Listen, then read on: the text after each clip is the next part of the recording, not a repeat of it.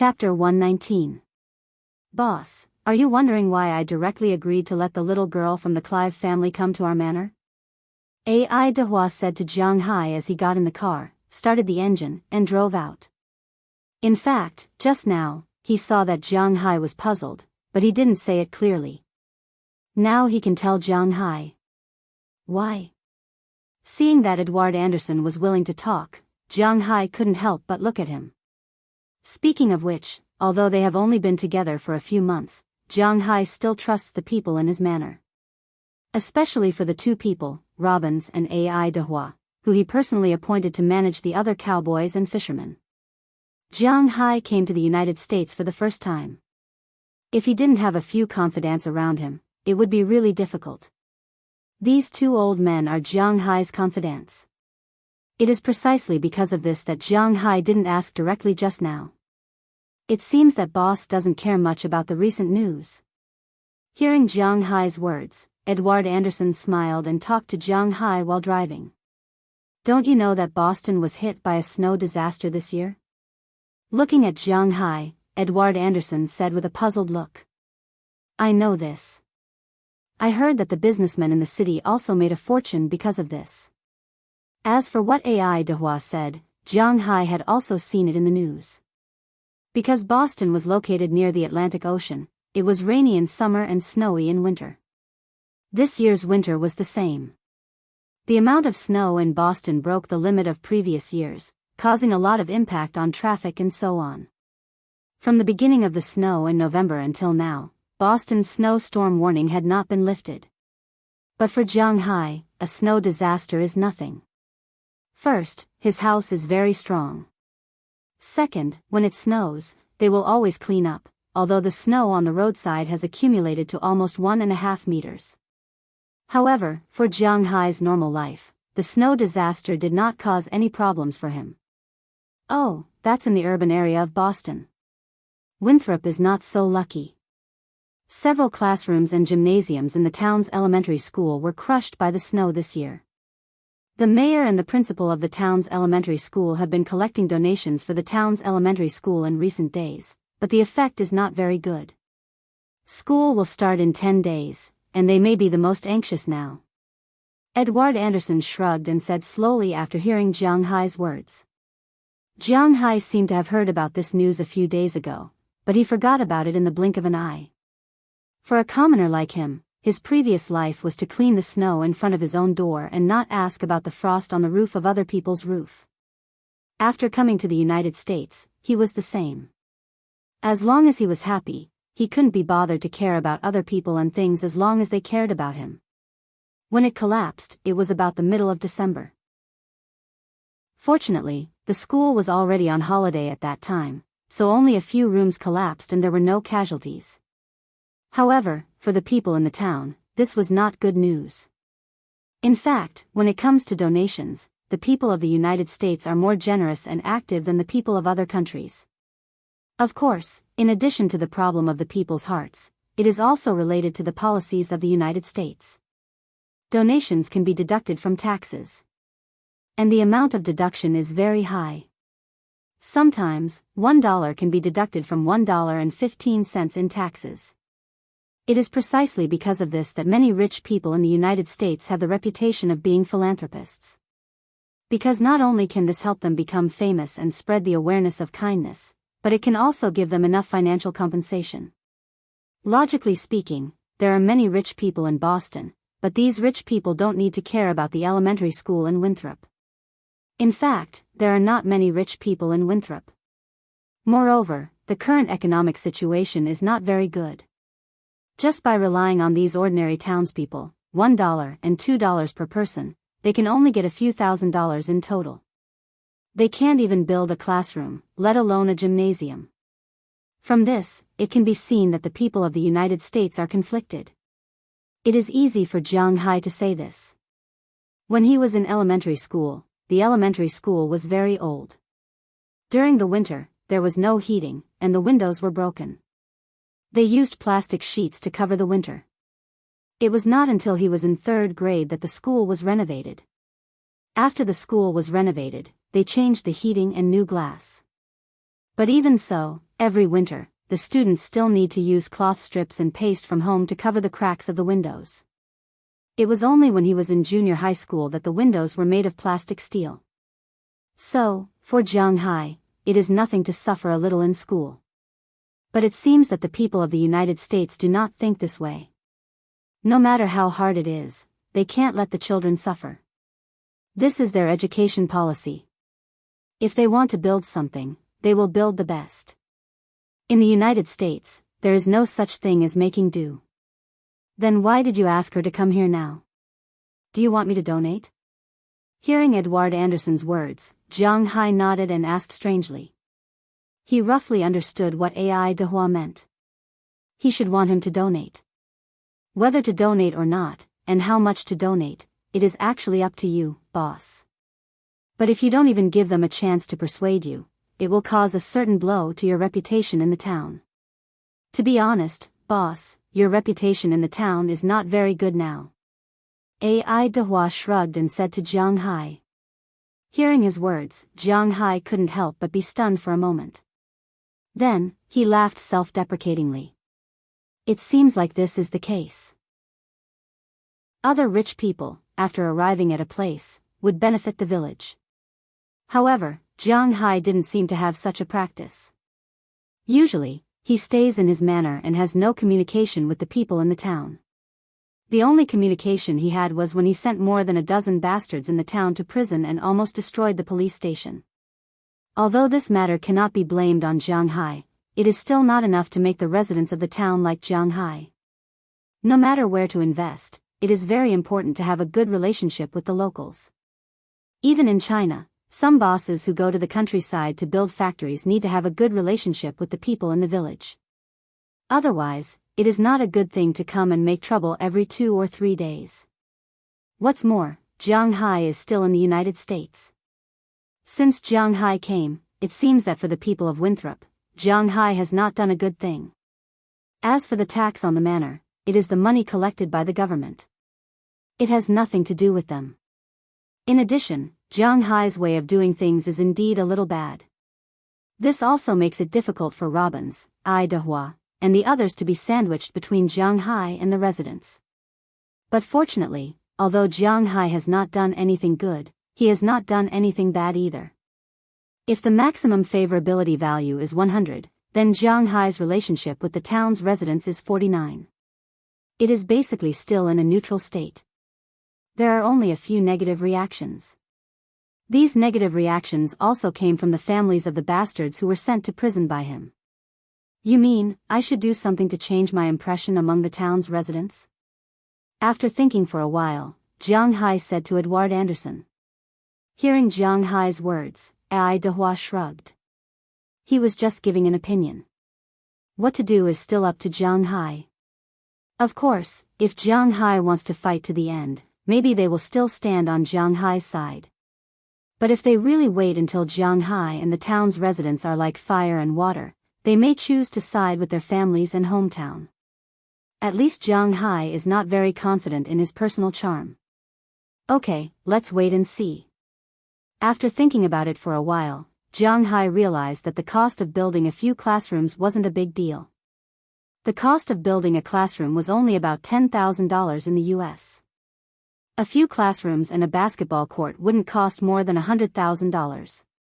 However, Jianghu's current mindset was still the same as before. Let alone $100,000, even if it is only $10, he is not willing to give it to others for no reason. He is also not comfortable. What is his is. Even if he doesn't want it or destroys it, it is still his. No one is allowed to take it away. But if the money is to build a good relationship with the town's residents, to leave a good impression on the government, and most importantly, to offset part of the taxes, then Jianghu seems to be willing to give it up. Jianghu, who has been thinking about this matter, returned home not long after. The next day, after walking Jianghu's dog and checking on his horse, he and Ai Dehua drove to town together. Today was the day to sign the contract with the fisherman, and Jianghu himself had already made up his mind last night. So today, he didn't come here in Ai Dehua's car. Instead, he drove his F-650 into town. "Hi, boss." In front of the town's lawyer's office, Jianghu saw a row of cars parked there. When Jianghu and Ai Dehua's car drove over, the people in these cars jumped out. One or two people looked at Jianghu. Needless to say, these people are the fishermen that Jianghu saw yesterday. In addition to them, there are also their families. Jianghu said that their families can also live in the manor. This is a benefit. Fishermen spend a lot of time at sea all year round, but compared to cowboys, their income is really high. It is even not less than white-collar workers who work in companies. In this world, although money is not omnipotent, it is absolutely impossible to do without money. With money, they also have a relatively stable family. Unlike Robbins and the others, except for Philip, who used to be a sailor, who had a wife, the others were either single or divorced. These crew members brought their wives with them. Even if they had children, they would be too embarrassed to bring them along. Today's second update, continuously delivered. Chapter 120. Hey, you've been waiting for a long time. Getting out of the car, Jianghu looked at the fisherman in front of him and said with a chuckle. Looking at the front of the parking lot, the tire marks on the snow have been blown away by the wind. It can be seen that they should have been here for a while. No, we just arrived. Hearing Jianghu's words, Andrew Christian immediately shook his head and said. Behind him, there was a woman who also looked like a Latin American. She may be younger than Andrew Christian. She should be his wife. In the chaotic South America, this was not a rare thing. Marrying him can get a resident status in the United States. If he didn't come to the United States early, even if he went back now, he would definitely be the hottest and most fragrant woman in the world. Women younger than her would be happy to throw themselves into his arms. Hello, since you are all here, let's go sign the contract. You can go back and pack up in a while. Although the villa in the manor has not been lived in for a while, the basic things are there. You only need to bring some personal belongings there. I will ask Ai Dehua to take you to familiarize yourself with the manor first. Seeing that there was a woman behind each of them, Jianghu nodded to them and then said to the four people standing there. Hearing Jianghu's words, the few people here naturally didn't have anything to disagree with. They immediately nodded. Then, the few of them went upstairs together. The law firm in this small town actually had lawyers, but there were only a total of 3 people who actually had a lawyer's license. Moreover, they were all second-rate swordsmen who didn't have much ability and came here to waste their time. They may not even have memorized the Constitution of the United States. If anyone wants to sue them, they will really lose. This law firm had only 2 roles. First, when the court of the town began to hear cases, if there were no lawyers, they would go and make a guest appearance. Second, they would issue labor contracts for the employing units in the town. Labor contracts were basically the same. It said what Party A and Party B needed to do. The only thing that needed to be filled in was salary and some benefits. Jianghu had come here more than once to fill in the form. He was familiar with the process and quickly completed the procedures for the 4 people. Then the 4 people immediately drove back home to pack their things. As for Ai Dehua, he went with them. Today, he deliberately drove the F-750, not only for transportation, but also to help them carry some things. Compared with Robbins and the other bachelors, these guys who asked their families to take care of them always had a lot of luggage. The reference point was Philemon Turner, who had a lot of toys in his house. After these people left, Jianghu didn't return home. Instead, he drove to the town's primary school in the southeast of the town. Winthrop Town wasn't too big, but it wasn't too small either. Compared to Australia and Canada, the United States population of 300 million wasn't considered vast but sparsely populated. Of course, compared to China, it was quite vast but sparsely populated. Although it was located in the greater Boston area, it was basically in a peripheral state. The entire state of Massachusetts had a population of more than 6 million. The population concentrated in Boston, Cambridge, Newton, Quincy, Revere, and Chelsea had reached more than 3 million. Winthrop was a remote town that was only halfway to the airport. The permanent population was about 20,000 people, less than 30,000. In this small town, there was a university, 3 middle schools, and 3 primary schools. It could be seen that the density of schools was really good. Aside from the university, among the 3 middle schools and 3 primary schools, one of them was built by the town, which was the so-called national school. The other 2 were private. Compared to China, the public schools were better, and the private schools were worse. It was the opposite in the United States. Private schools were better, and public schools were worse. After all, the investment and corresponding groups of the 2 were not the same. In China, teachers were more willing to teach in public schools because it was a secure job.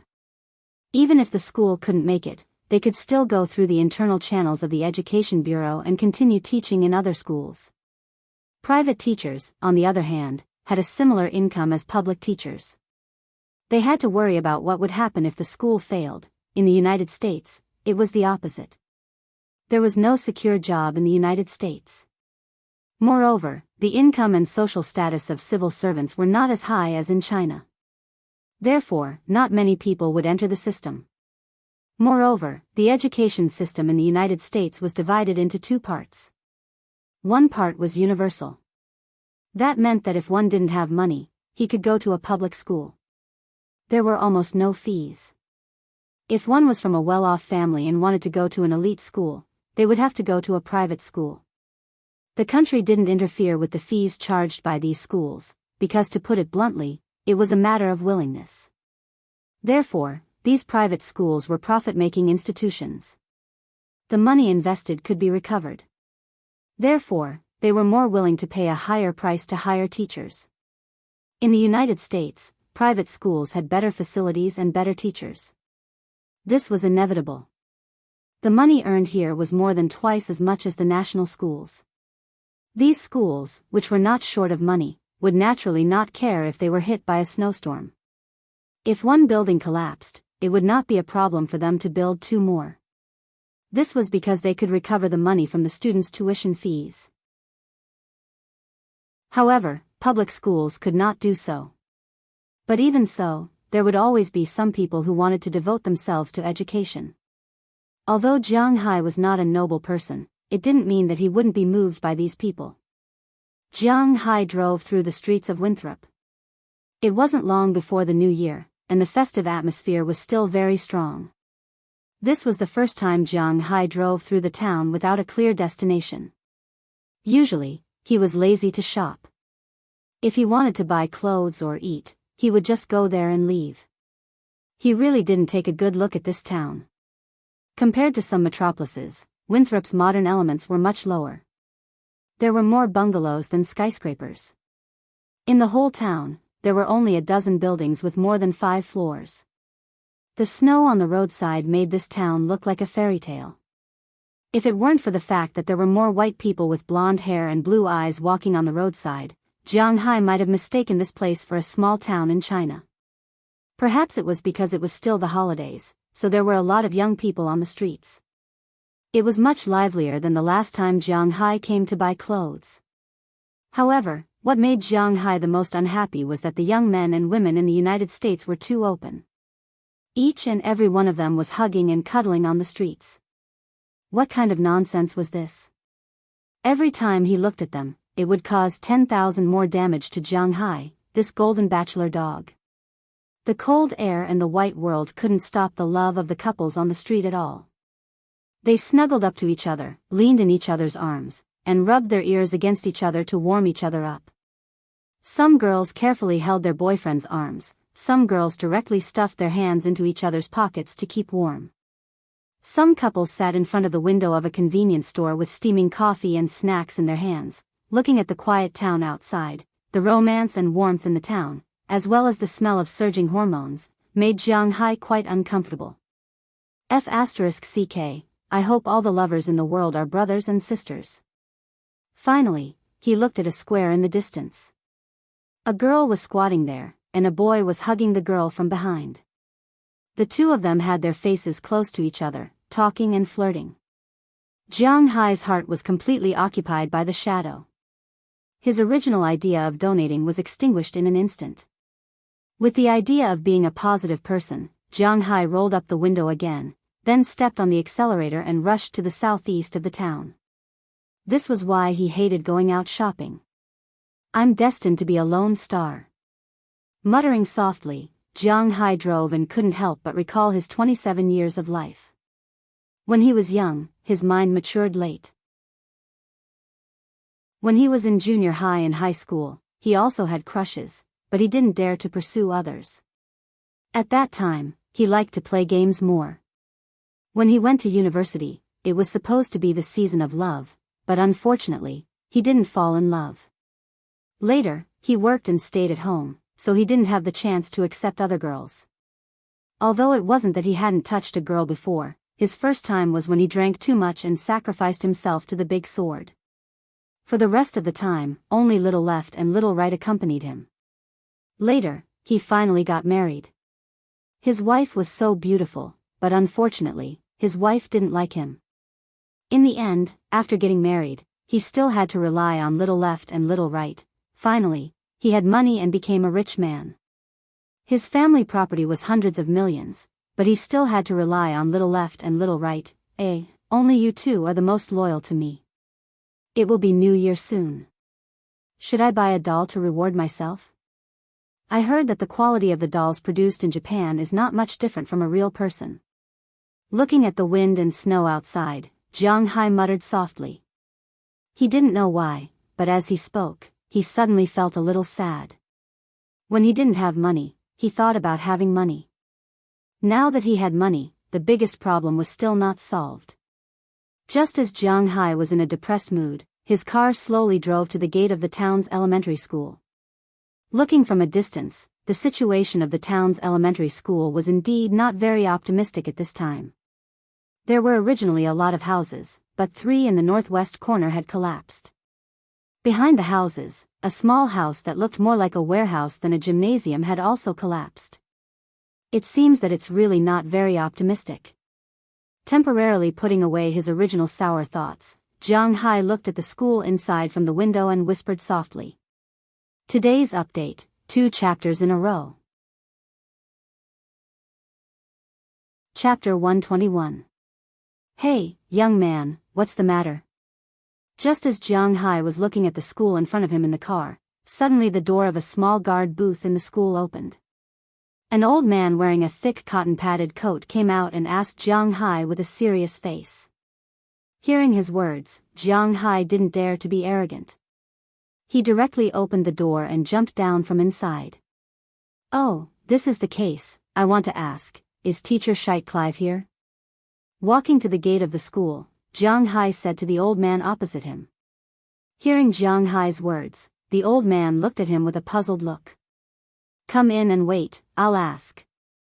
Anyway, it's the school holiday now. At present, except for the principal and the people who raised funds to build the school, he is the only one in the school. He is not afraid that Jianghu is a bad guy, so he opened the door for Jianghu and motioned him to come in and sit down. Jianghu thanked him and went into the small booth. As soon as he entered the small booth, Jianghu felt a warm air coming to his face. This small booth is warmer than Jianghu's car. Teacher Xanthi is on her way out, you wait for a while.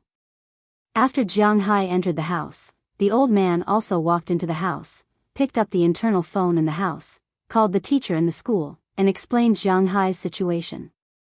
After learning that Jianghu does know Teacher Xanthi, the old man came to tell him and then sat opposite him. Oh, okay. Hearing the old man's words, Jianghu also nodded with a smile, then continued to look at the school outside. Young man, are you from Winthrop? Maybe it's a little awkward to stay like this, the old man here took the initiative to ask. Well, I just came here last year. I have a green card here. I have a manor in the southwest of the town. Hearing the old man's words, Jianghu said to the old man with a smile. Oh. You're the boss of Green Forest? Hearing Jianghu's words, the old man's eyes couldn't help but light up as he asked curiously. Yes. Regarding this identity, Jianghu had no reason to refuse and directly nodded in agreement. Wow, you stirred up a lot of trouble a few months ago, but it's really hard to imagine that with your small arms and legs, how did you cause so many people to fall? Looking at Jiang Hai's figure, the old man here said with some doubts. Would you believe me if I said it was luck? In this regard, Jiang Hai really didn't understand why, so he could only smile awkwardly. Don't joke around. I don't believe in God. Kid, since you're so powerful, you should have practiced it before, right? Removing mud to control a server? Hearing Jiang Hai's words, the old man said as he mimicked Bruce Lee touching his nose. You can say that. Hearing the old man's words, Jiang Hai smiled even more awkwardly. Don't underestimate me. I was also a good fighter.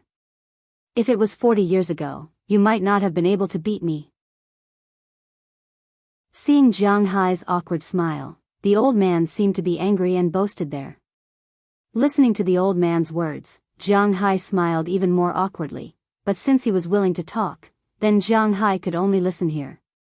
In fact, Jiang Hai's eyebrows had been twitching since he was 15 years old.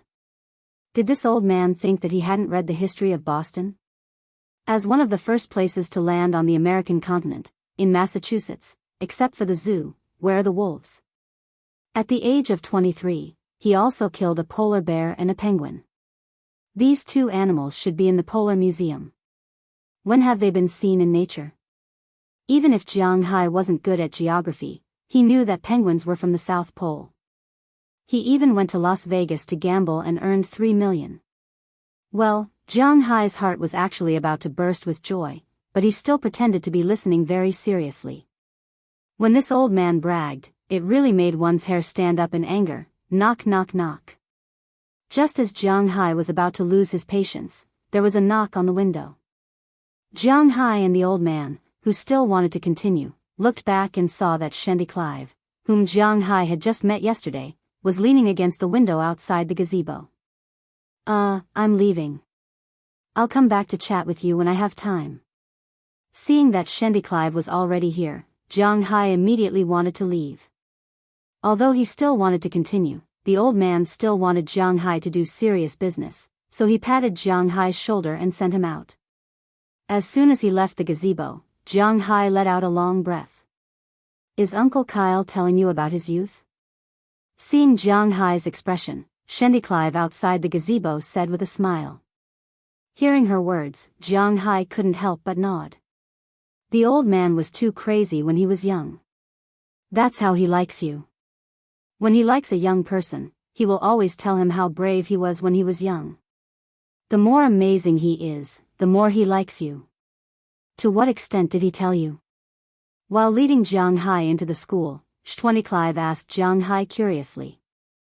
I think he likes me very much, because he killed polar bears and penguins, and also killed killer whales, and then he won 3 million yuan in gambling, but he paid the money to the people he injured. Hearing Shendy Clive, Jiang Hai thought for a moment, so he likes me very much. Oh, that's not bad, but it's not his favorite. Do you know what he said to my sister, Karma Cliff, whom you met last night? Hearing Jiang Hai's words, Shendy Clive shrugged and said. I don't know. Jiang Hai froze for a moment. Could it be more exaggerated? Earned 30 million and beat 30 people? He told Karma that after he killed the killer whale, he pulled the killer whale's tail with one hand and dragged it ashore, and gave it to the refugees on the Caribbean side for free. Hearing Jiang Hai's inquiry, Shendy Clive said with a smile. Okay. At this time, Jiang Hai admitted defeat. 30 million, what is 30 people?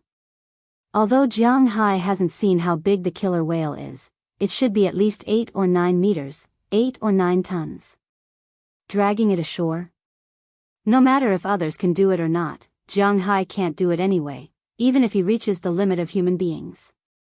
Maybe it will be possible after he rises a few more levels. It seems that the sky is no longer the limit of the old man, his limit is the universe. By the way, what are you doing here this time? Didn't we agree to go to your place tomorrow? As the two talked, they walked into the school in the distance. After walking through the gate, Shendy Clive couldn't help but rub her hands. Although she only went out for a short while, she still felt very cold. After stamping her feet a few times and shaking off the snow on her shoes, she asked Jianghu. "Well, can I ask, what is your main purpose for going to my place tomorrow?" After thinking about it, Jianghu decided to ask directly. Hearing Jianghu's words, Chtuaniclive's face flashed a trace of embarrassment. "You also know that the classroom of the town's elementary school collapsed, so we need to raise some money to rebuild the elementary school, but the townspeople don't have much money. I mainly want to see the size of your manor tomorrow. If I'm sure you have some spare money, I hope you can donate some money." In this regard, Chtuaniclive did not hide her purpose and said directly. When she said this, Jianghu was relieved, but at the same time, he also felt a little sour. Although after Ai Dehua finished speaking yesterday, he felt that the probability of this beauty wanting to hook up with him was not more than 1 in 1,000. But now that the other party had personally extinguished this 1 in 1,000 chance, Jianghu was still a little sour. "Otaku, you love to fantasize, the world's 3 great illusions. If you want to visit it, you're welcome to come back after spring. You won't see anything if you go now. You don't want to see my room, right? As for the donation you mentioned, Ai Dehua also told me yesterday. I think that as a citizen of this town, it is my duty to create a good learning environment for the children, so I came directly after signing the contract today." Looking at Chtuaniclive, Jianghu shrugged and said to her with a smile. "Really? That's great, thank you very much for your kindness. The place to donate is here, I'll take you there." Hearing that Jianghu was actually here to donate, Chtuaniclive was instantly overjoyed and said to Jianghu with a face full of excitement. Then she took Jianghu to an office not far away. At this time, there were a dozen people standing or sitting in this office. These people were the school's leaders and teachers. Of course, not all of the teachers. Although it was not a private school, the number of teachers in this school was definitely not less than 30. Otherwise, the school would not exist. Now, these people were looking at the accounts on the table in front of them with a frown. So far, they had only raised a total of $12,000, which was only enough to build 1 classroom.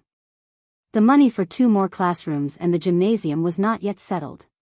Thinking of this, these people began to have a headache again.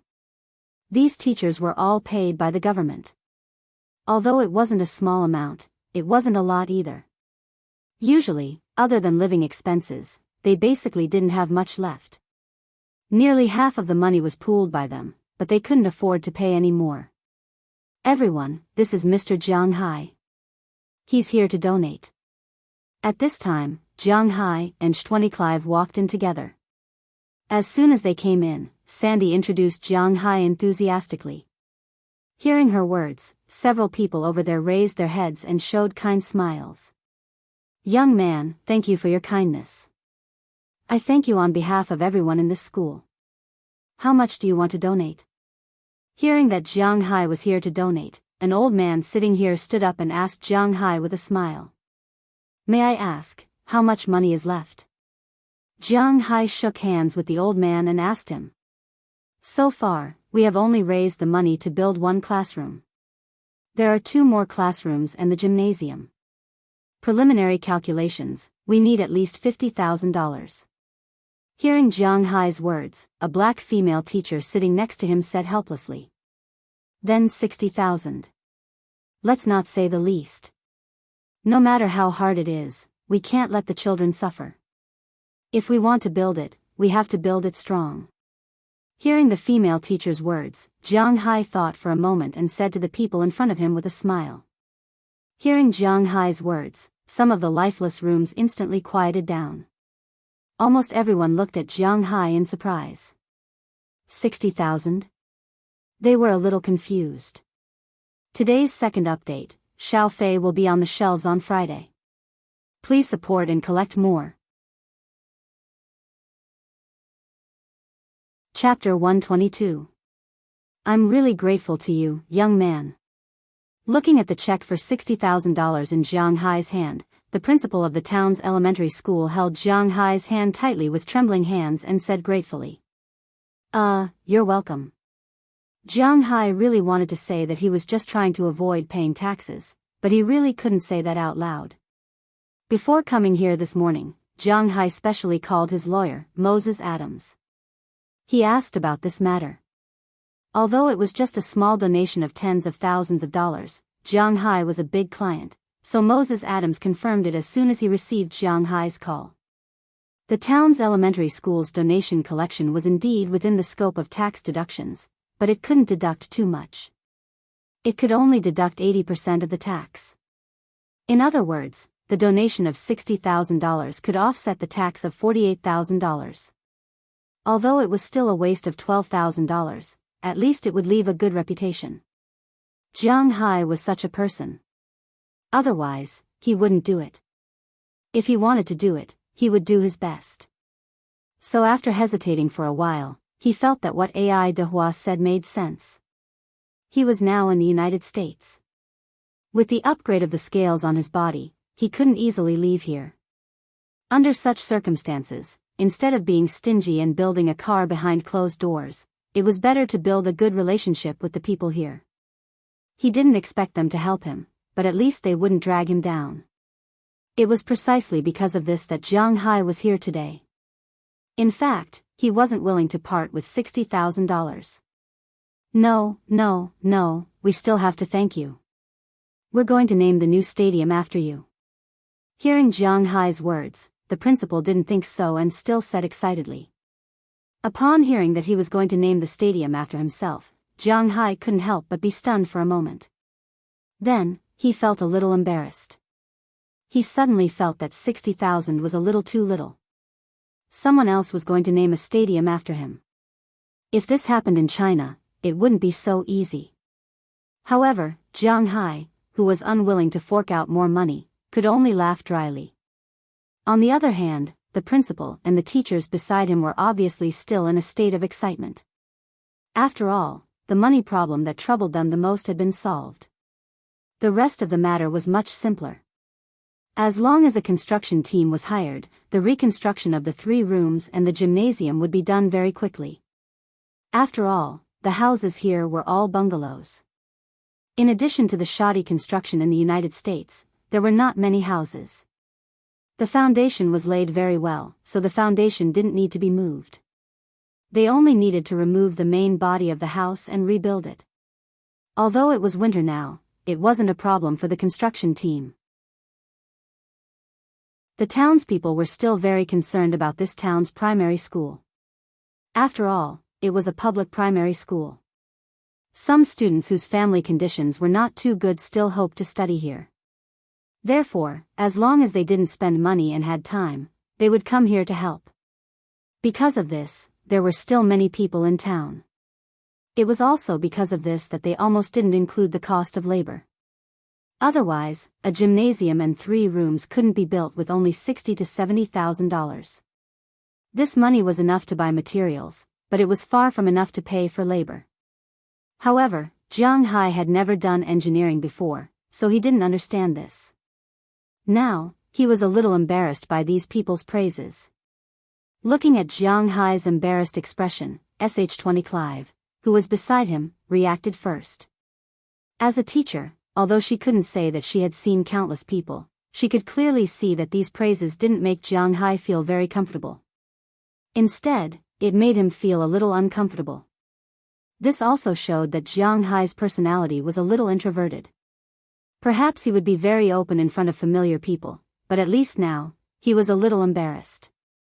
The reason why Jianghu came to donate money could be said to be inseparable from her. Now that Jianghu felt uncomfortable, she felt that it was also her responsibility, so she thought for a moment and took the initiative to speak up. This time, I'm really grateful to you. We don't have anything to say to you. It's also noon now. How about I treat you to lunch? Hearing Sh20 Clive's words, Jianghu couldn't help but be stunned. He originally planned to leave after donating the money, but he didn't expect that a beautiful woman would invite him to lunch now. What was going on? Hearing Sh20 Clive's words, the old principal also reacted and said immediately, yes, look at me. I'm too busy talking. It's already noon. I guess Mr. Jiang is also hungry. Sandy, accompany Mr. Jiang to lunch. The money spent is on me. Forget it, principal. You don't have any money now. He was brought here by me, so naturally, I have to treat him. I don't know if Mr. Jiang will do me the honor. Hearing what the old principal said, Sh20 Clive immediately said to him, then turned her head and said to Jiang Hai.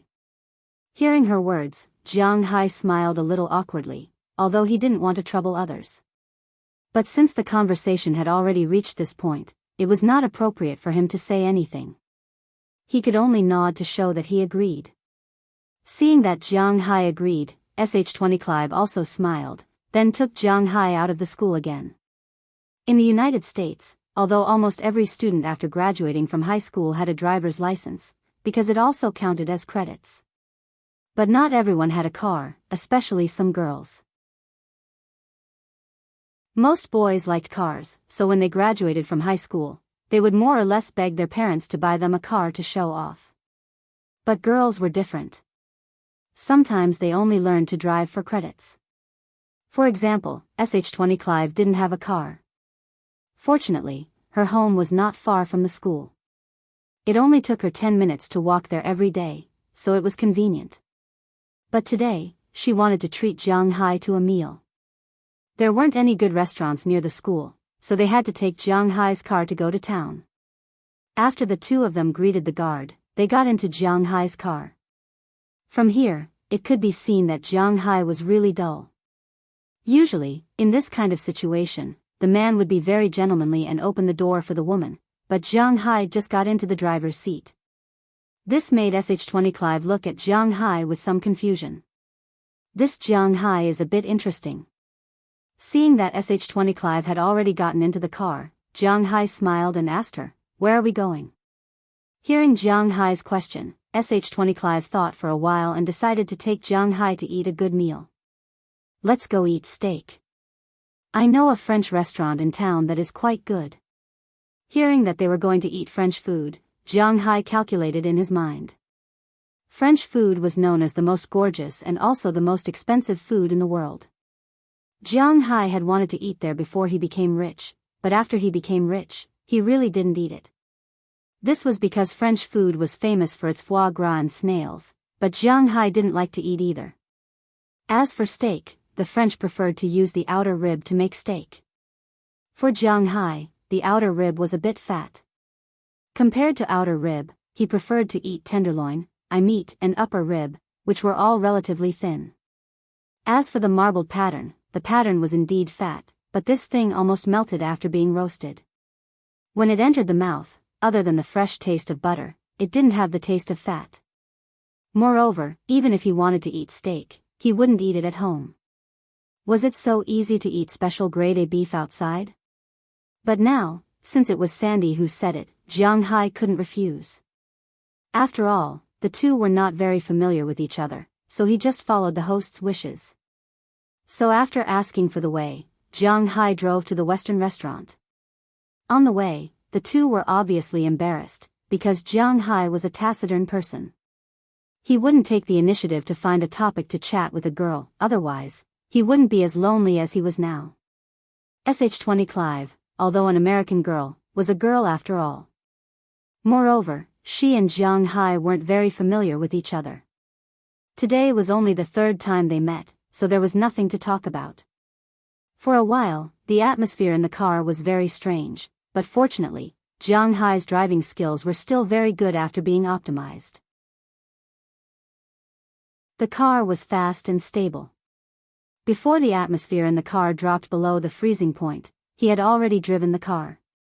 After parking the car in front of the hotel, Jiang Hai and Sh20 Clive walked into the Western restaurant together. "Sir, madam, hello, do you want to eat? Do you have a reservation?" Although the Western restaurant in the town was certainly not comparable to the main city like Boston, the quality of the staff here was much better than the same type of restaurant. As soon as Jiang Hai and Sh20 Clive walked in, a waiter took the initiative to greet them and said to them with a smile, "We want to eat, but we don't have a reservation." Hearing the waiter's words, Sandy also took the initiative to say. In this season, no restaurant was full, so after hearing that Sandy and Jiang Hai didn't have a reservation, the waiter didn't say anything like sorry, but directly led the two to a table for two. After the two sat down, a handsome white guy also came over with a menu and asked the two what they wanted to eat. Take a look first, today is my treat, so you don't have to be polite, just order whatever you want to eat. She took the initiative to hand over the menu to Jianghu and said with a smile. Jianghu didn't stand on ceremony, he directly took the menu and looked at it. But when he looked at it, he was a little confused, because he didn't know what was written on it. Western restaurants like this were divided into two sections. One was the single order section, which was much easier to say. You could order whatever you wanted to eat, and 90% of these were main dishes. The other section was the set meal, which mainly consisted of main dishes. It was divided into set A, set B, and set C. There was a lot of variety, and it was written in both English and French. Just looking at it made Jianghu's teeth hurt. It will be on the shelves tomorrow morning, the first chapter will be promoted, and the first chapter will be promoted, after all, it's in the middle of the month. Starting from the second day, there will be a minimum of 4 chapters a day. If the new subscriptions are read over 3,000 a day, 2 chapters will be updated over 4,000, and 3 chapters will be updated over 5,000. There is no limit, please support Little Faye, thank you. Chapter 123. I really don't understand, it's up to you. To be honest, this is my first time eating French food. I don't know what's so good about it. If he understood, he understood. If he didn't understand, he didn't understand. Jianghu's biggest advantage was his confidence. In front of women, if he didn't understand, then he wouldn't pretend. So after looking around, he smacked his teeth. He handed the menu back and said with a helpless expression. Hearing Jianghu's words, Sh20 Clive was stunned for a moment, because in her opinion, a rich person like Jianghu should pursue quality of life, so she brought Jianghu to eat French food. But unexpectedly, Jianghu hasn't eaten French food before, which made Sandy a little dumbfounded. Well, I hope you will like what we order later. Give us 2 sets. After taking a look at the menu, Sh20 Clive looked at it and said. Is it set A, set B, or set C? Hearing Sandy's words, the waiter asked. Set B. After looking at the menu, Sh20 Clive thought for a moment and said. The so-called set A, B, and C are also particular here. Set A is commonly known as the traditional set, with a total of 13 dishes. The first is frozen appetizer, the second is soup, the third is hot appetizer, the fourth is fish, the fifth is main dish, the sixth is hot appetizer, the seventh is cold appetizer, the eighth is snow, the ninth is barbecue or salad, the 10th is vegetables, the 11th is dessert, the 12th is salty, and the 13th is dessert. Generally speaking, this is a very formal banquet, only then will there be so many rules. Obviously, Jianghu didn't have the patience to wait for him to serve 13 dishes. It was precisely because of this that Xanthi ordered the B-set meal. The B-set meal consisted of 5 dishes, a frozen appetizer, a soup, a hot appetizer, a main dish, and a dessert. In addition, there was also the C-set meal, which consisted of an appetizer, a main dish, and a dessert. For the frozen appetizer, Sh20 Clive chose tuna salad. Of course, it is estimated that each person can only get a few slices of tuna. For the soup, she chose cream of mushroom soup. After all, this is the most famous French dish. For the hot appetizer, she chose French stewed potatoes, and for the dessert, she wants strawberry crepe. But when it comes to the main dish, she hesitated. What do you recommend today? Sandy is not in a hurry. After hesitating for a long time, she still can't make a decision, so she raised her head and asked the waiter in front of her. Today's recommendation is red wine stewed beef. We just received the new Burgundy red wine from France this morning. You too can try it. Hearing the waiter's words, Sh20 Clive nodded with satisfaction. That's it. You can serve it now. After she confirmed that she wants this, the waiter also bowed respectfully and went to tell the kitchen to serve the dishes. After he left, Jianghu looked at Sh20 Clive. It seems like you come here often. Jiang Hai looked around and said to Sh20 Clive. Well, I come here often because a long time ago, my father was a chef here. I often came here when I was young to play, but since my father stopped working here, I have come here about 4 or 5 times. Hearing Jiang Hai's words, Sh20 Clive smiled and said. Hearing her words, Jiang Hai can't help but nod. A French chef seems to be very powerful. What about you? You are rich, haven't you eaten French food? It shouldn't be. After answering Jiang Hai's question, Sh20 Clive asked Jiang Hai. Hearing her words, Jiang Hai's face was a little shy. Hee, me? Don't laugh when I tell you. I used to be born in a poor family.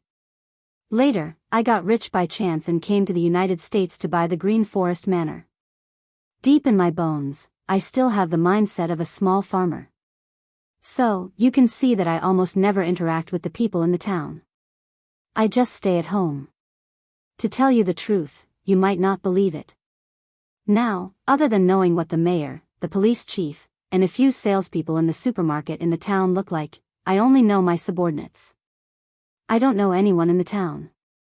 I usually come to town to eat, and I often eat at the Italian restaurant on the west side of town. Their fried crab meat is very delicious. Looking at Sh20 Clive, Jiang Hai slowly said. Wow, you're really different from the rich people I know. Hearing Jiang Hai's words, Sh20 Clive was a little surprised. Originally, she thought that Jiang Hai didn't interact with the people in town because he didn't like the people in town. He might have his own circle of friends, but now it seems that the shy boy in front of her is more like an otaku. I didn't expect you to like the food in that Italian restaurant. I also like it. Have you tried the lobster spaghetti there? Since they started talking, Sh20 Clive also casually talked to Jiang Hai. Yes, the taste is not bad. The milky smell is very strong, but for me, it is a bit fishy. Other than that, everything else is fine. Hearing Sh20 Clive's words, Jiang Hai also immediately said. How can lobsters not be fishy? Also, I heard that the Green Forest also has a fish farm. As the owner of a fish farm, you don't eat fishy lobsters? Looking at Jiang Hai, Sh20 Clive said half-jokingly. I eat it. That's why I said it was a bit fishy, not very fishy. Jiang Hai blinked and said innocently. Okay, you are playing a language trap with a teacher? Do you really think this is good? Looking at Jiang Hai, Sandy couldn't help but laugh. Looking at Sandy's appearance, Jiang Hai also chuckled and then continued. To be honest, this should be the first time in 2 years that Jiang Hai said so much to a girl. Although Jiang Hai is a bit shy and introverted, he is a very cheerful person. But ever since his parents passed away, he more or less felt inferior when interacting with strangers. Therefore, his cheerful side would only face people he is familiar with, not strangers. He and Sandy should be considered strangers, but he had no choice. He hadn't chatted with people of his age for a long time. In the manor, there were only 2 people of his age. Halamon couldn't chat with him. Although Biyao would chat with him sometimes, he had to work most of the time. The only people who could chat with him and have free time to chat with him were Philip's 2 sons. But they just came here to celebrate the festival. After Christmas and New Year, they would leave. Once they left, Jiang Hai would have nothing to do. After holding back for a few days, today, when he heard Sandy aroused his desire to talk, he also began to talk non-stop. As for Sandy, she also liked to listen to Jiang Hai, because she thought Jiang Hai's words were very interesting and simple. He didn't sound like those rich playboys who bragged all day long. Although he was rich, his words were very close to life. This made Xanthi have a good impression of Jiang Hai. In addition, Jiang Hai had helped her schools solve their money problem, so she was grateful to him. In addition to this good impression of him, further development could only be discussed in the future. But at least for now, she was very willing to chat with Jiang Hai. Teachers were actually very talkative, so the more they talked, the happier they were. Even after the dishes were served, the 2 of them were still eating and chatting. In fact, this was somewhat impolite in Western countries. It was just like the request of the elderly in China. They did not talk while eating and sleeping. However, the two of them were of the same age, so no one cared about this. As the two talked, sh20, Clive realized that Jiang Hai was really an interesting man. Maybe it was because he didn't work outside after leaving school, but sometimes Jiang Hai seemed a bit naive. He didn't talk and do things like an adult, but more like a big boy. Listening to his complaints, listening to his jokes, and listening to him showing off the fish and beef in his manner, sh20, Clive suddenly felt that this guy was really interesting. He wasn't as pretentious as she thought, nor was he crazy. Instead, he was a bit lively. Whether this kind of person was suitable to be a boyfriend was another matter, but it wouldn't be bad if he could be a friend. The beef here is cooked well, but the beef itself is far inferior to mine. When you have time, you can come to my place to play. Let's not talk about other things, but I have more than enough special grade A beef. At this time, Jiang Hai didn't notice any changes in sh20, Clive. He only used his fork to stab at the burgundy red wine stewed beef in front of him as he spoke to her with a smile. Okay, then I want to try the taste of special grade A beef. I haven't had it in a while. Let me tell you, the last time I had special grade A beef, my dad was still the head chef here. I snuck into the kitchen to eat it. It's been many years. At that time, I only ate a small piece, but I was fascinated by it. But since you said you have enough, then I'll go eat it tomorrow, sh20, Clive said with a smile when she saw Jiang Hai talking about the beef in his manner. Okay, no problem, you're welcome anytime. But my manor is now completely white, and there's nothing to play with. It's freezing to go out to sea by boat. After a while, when the cattle are released and we can go out to sea, then there'll be a lot of fun. Jiang Hai wasn't bragging. The special grade beef in his manor was indeed enough. In his view, sh20, Clive was now his friend, so it wasn't a big deal to come over and eat beef. The only pity was that there was nothing to play with now. This doesn't matter, we can eat at night. Oh right, I heard you say that you haven't toured Boston yet. How about this, in order to thank you for treating me to beef tomorrow night, I'll be your guide tomorrow morning and take you around Boston. Today's second update, continuously delivered. Please support me. Chapter 124. Boss, you're back. With the roar of the car, Jiang Hai's F650 also stopped in the parking lot in front of his villa. When Jiang Hai got out of the car, Tommy Charles and the others in the distance had already seen him and walked over with smiles on their faces. Seeing these people take the initiative to greet him, Jiang Hai immediately smiled. Well, I'm back. How are you guys? Have you settled down? Looking at the originally dark small villas in the distance at this time, Jiang Hai also smiled and said to them. Well, we've settled down. Boss, I have to admit that the hardware here is really good. Hearing Jiang Hai's words, Tommy Charles couldn't help but speak first. To be honest, after coming here, he realized how wise his decision was. Although Jiang Hai didn't give him a lot of money, and there was no clear ratio of bonuses, he still didn't give Jiang Hai enough money. Everything was according to Jiang Hai's mood, but the hardware here was really good. Originally, these people thought that when Jiang Hai said that he would provide food and accommodation, they would live in the kind of workers' room. As for food, except for the fish, the so-called beef was enough to eat some usable grade beef that retailed at $3 a pound.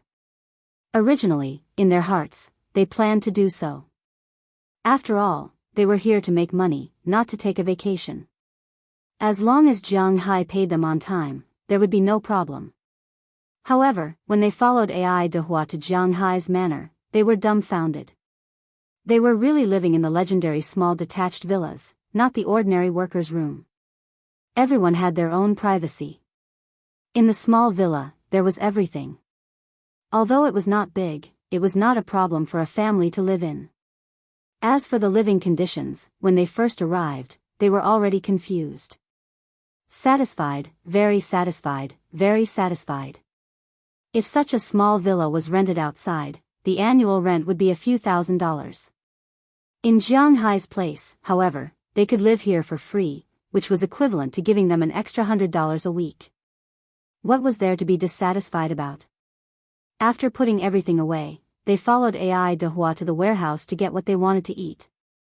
As soon as they arrived at the warehouse, they realized that Jianghai was really too generous. The imagined small amount of usable beef did not exist at all. In Jianghai's place, the superior and specially selected beef was kept by Luo Binci. Naturally, this level of beef was prepared for Jianghai. Other than the special grade and the special grade, Robins and the others could eat them. In other words, the meat they ate was all the best and standard.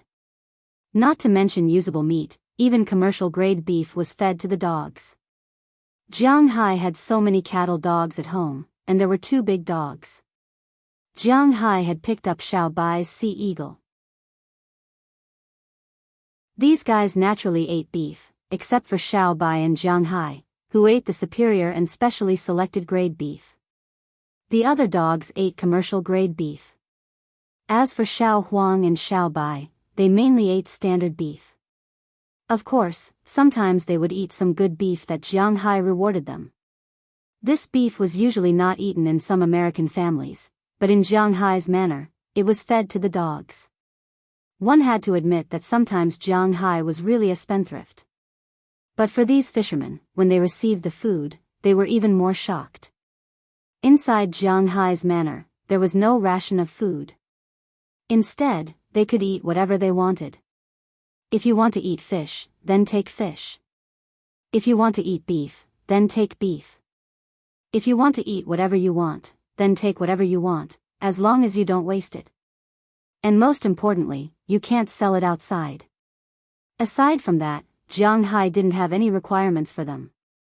So when these fishermen came home with more than 10 pounds of beef, their wives couldn't help but feel numb.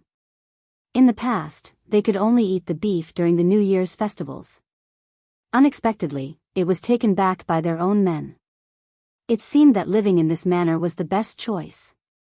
It was precisely because of this that these fishermen were a little confused. As the saying goes, one's hand blinds one's eye. After everything was settled, a few new fishermen gathered together. They also gathered together to express their attitude. They must work hard for Jianghai. Otherwise, they would really be kicked out by Jianghai.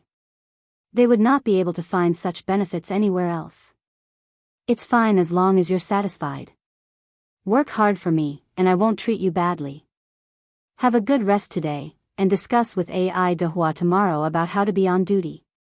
You may have heard that when I went to sell fish a few days ago, I might have been targeted by others. If there are boats coming to my territory to steal fish, you'll have to put in some effort. Seeing that the fishermen were very satisfied, Jianghai also smiled. Then, he patted the arm of Eleanor Cece, who was silent beside him, and said to them earnestly, "Don't worry, if those bastards dare to come, I will let them have a taste of my old buddy's power." Hearing Jianghai's words, Tommy Charles also said immediately. Jianghai knew that the old buddy they were talking about was the gun. These fishermen had the habit of carrying guns when they went out to sea.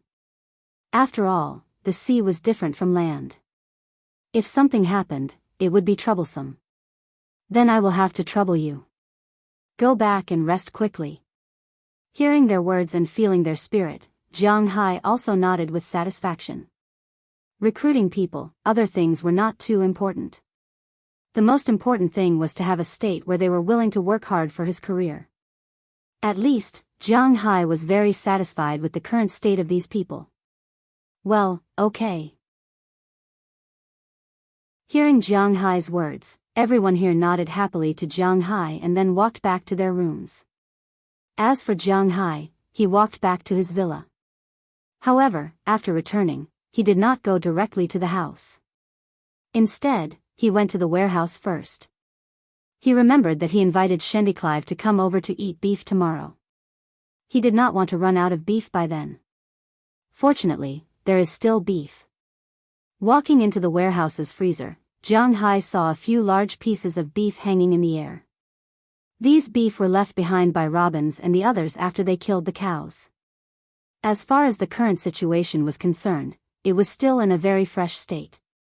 Very good. Besides beef, is there anything else? This was the first time Jianghu invited a girl to his house for dinner. Even if his reaction was half a beat slower, he was still a little slow. He did not particularly understand what this meant. In fact, he did not think about it that way. The reason why he was here to see what else was in the house was entirely because of the genes of an otaku. If he wanted to treat someone to a meal, he would not treat them. If he wanted to treat someone to a meal, naturally, he would eat well, especially when the other party was a beauty. After checking the beef and confirming that it was superior grade, Jianghu looked at other things. But after looking at it, Jianghu couldn't help but frown. This was because the ingredients in his warehouse, in addition to the special grade beef, there were only some prawns and crabs left. After the lobsters were caught yesterday, they were eliminated by him and the people in the manor. The remaining prawns and crabs, to be honest, the people in the United States almost didn't eat crabs. They only ate the legs of crabs. They didn't have much interest in the hard-to-get meat, especially the fishermen. They didn't like prawns and crabs, which were more troublesome to eat. Therefore, the only person who liked to eat them here was Jianghu. But on the contrary, compared to prawns and crabs, lobsters are something they like to eat very much. These guys will also pick delicious things to eat.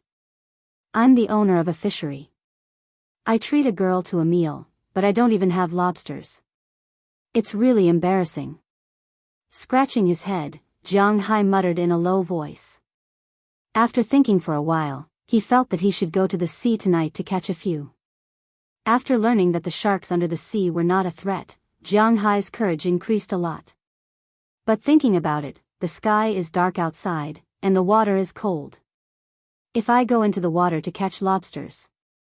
Ugh, I'm crazy. In fact, the best way was to let Ai Dehua and the others bring back some lobsters when they patrolled tomorrow. However, Chinese people, especially Chinese otakus, had a common problem. They didn't like to ask others to help them. There was no need to ask others to help them do things that they could do. In his opinion, he could do the lobsters himself, so he was a little uncomfortable to ask Ai Dehua for help. However, considering that it was cold and late at night, he still felt that he should trouble Ai Dehua. After returning to his room, Jianghu called Ai Dehua with the mentality of being rejected. However, when Ai Dehua heard that Jianghu wanted to treat a girl to a meal at home tomorrow, he naturally patted his chest and said that there was no problem. Not to mention lobsters, even if it was something else, he would find a way to get it. Moreover, although lobsters were rare on the nearby coast, after all, Jianghu's underwater water resources were extremely abundant. There was no shortage of lobsters. He only needed to make the fishing net deeper. Even if he couldn't catch lobsters that were too big, it wouldn't be a problem for him to catch about 5 kilograms of lobsters. 5 kilograms of lobsters would be good enough for him to treat others to a meal. Hearing Ai Dehua's words, Jianghu couldn't help but breathe a sigh of relief. Fortunately, he agreed. If he had some hesitation, then Jianghu would have to find a way to get it himself. It seems that Jianghu's position is still not right. He is the boss, not a worker. Sometimes, the mindset of a commoner is really the biggest obstacle to becoming a capitalist. With the idea of going to Boston tomorrow to play. Well, of course, he also had the idea of going out with Sandy. Jianghu quickly fell asleep on his big bed, but maybe because he was excited, he woke up at 6:00 the next morning. After washing his face and brushing his teeth, he saw that it was still early, so he went to exercise. When he came back, he received a text message from Shendy Clive, asking if he had woken up. When Jianghu saw the text message, he quickly replied on his phone. This was the first time he texted a girl in a long time. The last time he texted a girl was to inform his wife that he was leaving. But in his heart, this kind of text message obviously didn't count.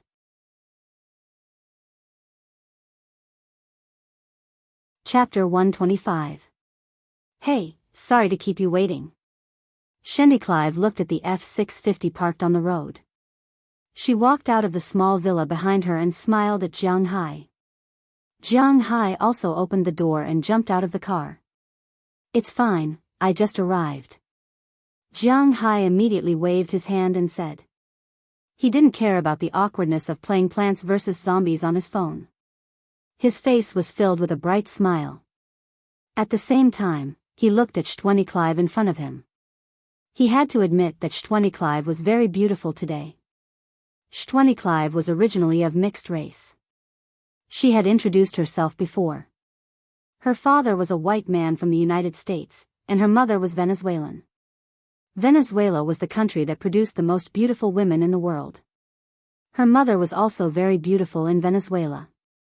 However, women who were too beautiful sometimes couldn't be kept if they didn't have enough money. That was why she ran away with the boss of the Western restaurant where her father worked. Her father was disheartened and brought her back to his hometown, Boston. He became a chef and found her a stepmother. That stepmother was her current sister, Karma Cliff's mother. Jianghu originally thought it was strange. Although the two sisters looked similar, their hair and skin color were different. Today, Clive deliberately dressed up. Her long brown hair was pulled straight and buttoned. Because she inherited her father's genes, she was very tall, about 1.75 meters tall. She had a well-proportioned body, especially her two long legs. According to Jianghu's estimation, her legs were about 1 meters long. What she inherited from her mother was her skin texture and delicate facial features. Her skin was not as thick as that of a white person. Instead, it was as delicate as that of an Asian. Her facial features were also much more delicate than that of an orthodox white person.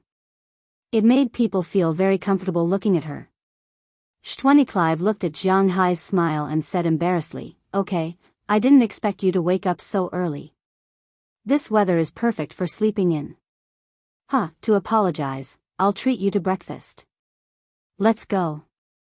When she sent the message to Jianghu, she didn't know that Jianghu was here.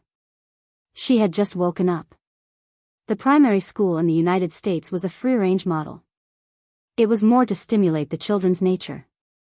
It was more like an extension of kindergarten than a primary school. There weren't many cultural classes. What the fifth graders learned in China were what the second graders learned in the United States. The children didn't learn much, so naturally, they didn't have much homework.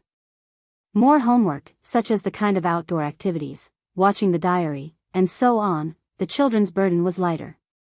Naturally, the teachers weren't too busy, not to mention that it was a holiday.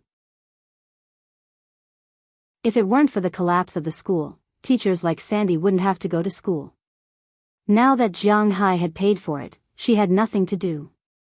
Yesterday afternoon, the principal had already found someone to contact the materials and staff to prepare for the reconstruction. Although it was the coldest time in Boston, school would start in a few days. It was impossible for them to build it before school started, but they had to hurry up. Because of this, after dinner yesterday, Jianghu sent her home, which was the villa behind her. Because these days, the school's problems had been pressing on her, making her very tired. She fell asleep and didn't wake up until 8:00 in the morning. When she woke up, she sent a message to Jianghu, asking if Jianghu had woken up. In the end, after Jianghu said that he would be at her house around 8:30. But a woman, especially a beautiful woman, wouldn't go out so casually. When Jianghu arrived at her house, she was still putting on makeup. So even though she saw Jianghu's car, she couldn't just go down halfway. She could only bite the bullet and put on for another half an hour. As for asking Jianghu to come in, she had considered it. But because she was single now, she lived here with her parents and her sister. If she suddenly asked a strange man to come into her house, what if her parents misunderstood? So after hesitating for a long time, she could only send a message to Jianghu to tell him that she was still putting on makeup. In this regard, Jianghu only curled his lips and had nothing to say. Fortunately, he wasn't stupid and didn't come out to wait. Instead, he sat in the driver's seat and played with his mobile phone. Time passed quickly, thank you. Hearing that Xanthi wanted to treat him to breakfast, Jianghu didn't refuse, but said with a smile. Then he got in the car first and opened the door for Xanthi. Although it was still not gentlemanly, Xanthi had long been used to it. In fact, she was quite comfortable with Jianghu treating her like this. Where are we going now? After Xanthi got in the car and fastened her seatbelt, Jianghu asked her. We are going to the town entrance now. There is a small Mexican restaurant that tastes very good. The burritos there are the best in town. Hearing Jianghu's words, Sh20 Clive also said with a smile. Okay, you lead the way. Hearing Xanthi's words, Jianghu also smiled, then turned the steering wheel and went to the place that Sh20 Clive said. Before leaving town, they found the small Mexican restaurant. When it comes to Mexican food, 9 out of 10 people will think of 2 things, burritos and chili. It turns out that the restaurant recommended by Sh20 Clive is really good. The signature burrito is Mexican beef burrito. The beef in this burrito is naturally not steak. After all, it only costs $5, so it is not expensive. Therefore, it is filled with beef stuffing and dough made with special seasoning. It has the taste of meat sauce and the fragrance of corn, but it is not greasy. The beef stuffing inside is matched with the most famous chili sauce in Mexico. It doesn't need to be too spicy, it needs to be spicy with a hint of sweetness and sourness. It is simple, but the taste is really good. This is the first time that Jianghu has seen such delicious food. With a drink, Jianghu ate 6 burritos in one breath before he was satisfied. Although this is not much, Jianghu's big appetite also shocked Sh20 Clive. Wow, I didn't expect you to eat so much. After coming out of the burrito shop and returning to the car, Jianghu was still thinking about the delicious food just now. Sh20 Clive looked at him in surprise. It's delicious, so I ate a little more. Hee, how are we going now? With a bright smile, Jianghu asked Sh20 Clive. Hearing Jianghu's words, Sh20 Clive also smiled, then pointed with her slender finger. Let's go to Boston first, that is our main goal today. Hearing her words, Jianghu secretly slapped his forehead. Why am I so stupid? Didn't I say that we are going to Boston today? With an awkward smirk, Jianghu started the car and headed for the city of Boston. After about an hour's drive, they entered Boston's territory, and under the command of Sh20 Clive, their first battle was to go to Bunker Mountain, which is also one of the must-go places in Boston. This is one of the most famous places in Boston, an ancient battlefield during the Revolutionary War. Because at the time of the Revolutionary War, this was a very important vantage point overlooking the entire Boston city area. At that time, our opponent, the British Army, launched 2 crazy attacks in order to seize the mountain, but they were repelled by our brave independent soldiers and civilians. The casualties of the British Army reached 1,000 people. But later, when the British Army attacked for the 3rd time, our ammunition was not enough and we had to retreat, but it also won the hearts of the people. Later, because of a battle, it was also recorded in history. It was also at that time that George Washington was appointed as the Commander-in-Chief of the Independent Army. Although it was called Bunker Mountain, it was actually not a mountain, but a tower. It was built to commemorate this battle. For the people of the United States, this may be very memorable, but for Jianghu, it was just that. After all, the history of the United States, from the beginning of the Mayflower War to the present, was less than 400 years. They really had no history here. Even if there was history, it was of the Native Americans, but this had nothing to do with the white people of the United States. Moreover, was the death of 1,000 people very heavy? Well, for the United Kingdom, it might be very heavy. After looking at Bunker Mountain, which was actually a pillar, they went to the Old North Church, which was known as the oldest church in Boston. They also went to Farnell Hall, which was known as the Cradle of Freedom, and took a look at the Boston Library from the outside. However, they could not enter this place. Jianghu and the others were not students from this area. Moreover, he did not have the leisure to read books. Originally, Shendi Clive wanted to take Jianghu to see the famous Granella Cemetery. However, Jianghu rejected. Wuxia people and the United States people had different thoughts. If they had nothing to do, why would they want to see a cemetery? The atmosphere was gloomy. Under normal circumstances, if it was not a New Year, a festival, or a Memorial Day, the Chinese would rarely go to a cemetery. Although they were not afraid of their loved ones buried there, they would still have some doubts. Some people would say that this was a religion or superstition. However, these things were passed down from the older generation. You could choose not to believe it, but you could not ignore it. It was like some hidden rules in society. There were no written rules, but if you did not play by the rules of the game, you might be the unlucky one in the end. However, when Mu Di was mentioned, Jianghu could not help but think of his parents. Because he did not have much money back then, his parents did not buy a cemetery. Instead, they placed it at the crematorium. Of course, now that he had money, he could buy a cemetery. However, moving a cemetery was not something that could be done casually. One of the conditions was that they had to wait for 3 years before they could move. Now that his father had enough, his mother still needed 1 more year. Now, he was a little hesitant. Should he go back to take a look during the new year?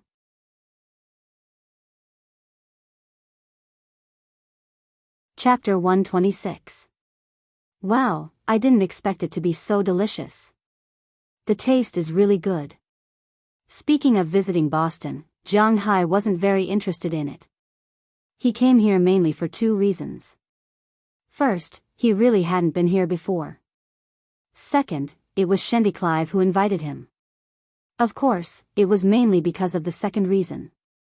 Speaking of which, Jianghu was more interested in natural scenery. He wasn't interested in the things in the city.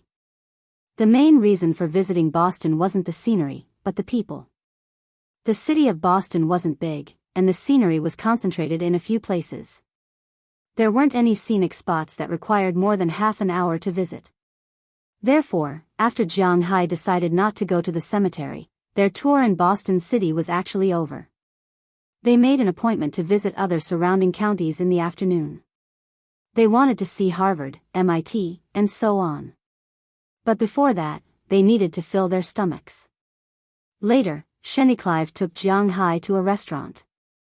Although the restaurant looked small, shabby, and old from the outside, it was very popular. If Shendy Clive hadn't made a reservation in advance, they might have had to wait for a few hours to get a seat. But even so, they were only able to get a seat after working for nearly half an hour. The location wasn't very good. It was a very small cubicle for 2 people. The seat next to it was used to store clothes, but it wasn't enough. They could only put it under their buttocks or put it on their legs. To be honest, Jianghu wasn't very satisfied with this place. He didn't say that he had to go to those magnificent Western restaurants to eat, but he didn't like the dilapidated appearance of this place. However, Shendy Clive liked this place, so he couldn't say anything. He could only bite the bullet and sit there. When the waiter came to take their order, he looked around. Although the restaurant looked shabby, it actually had Chinese menu, and all the dishes were good.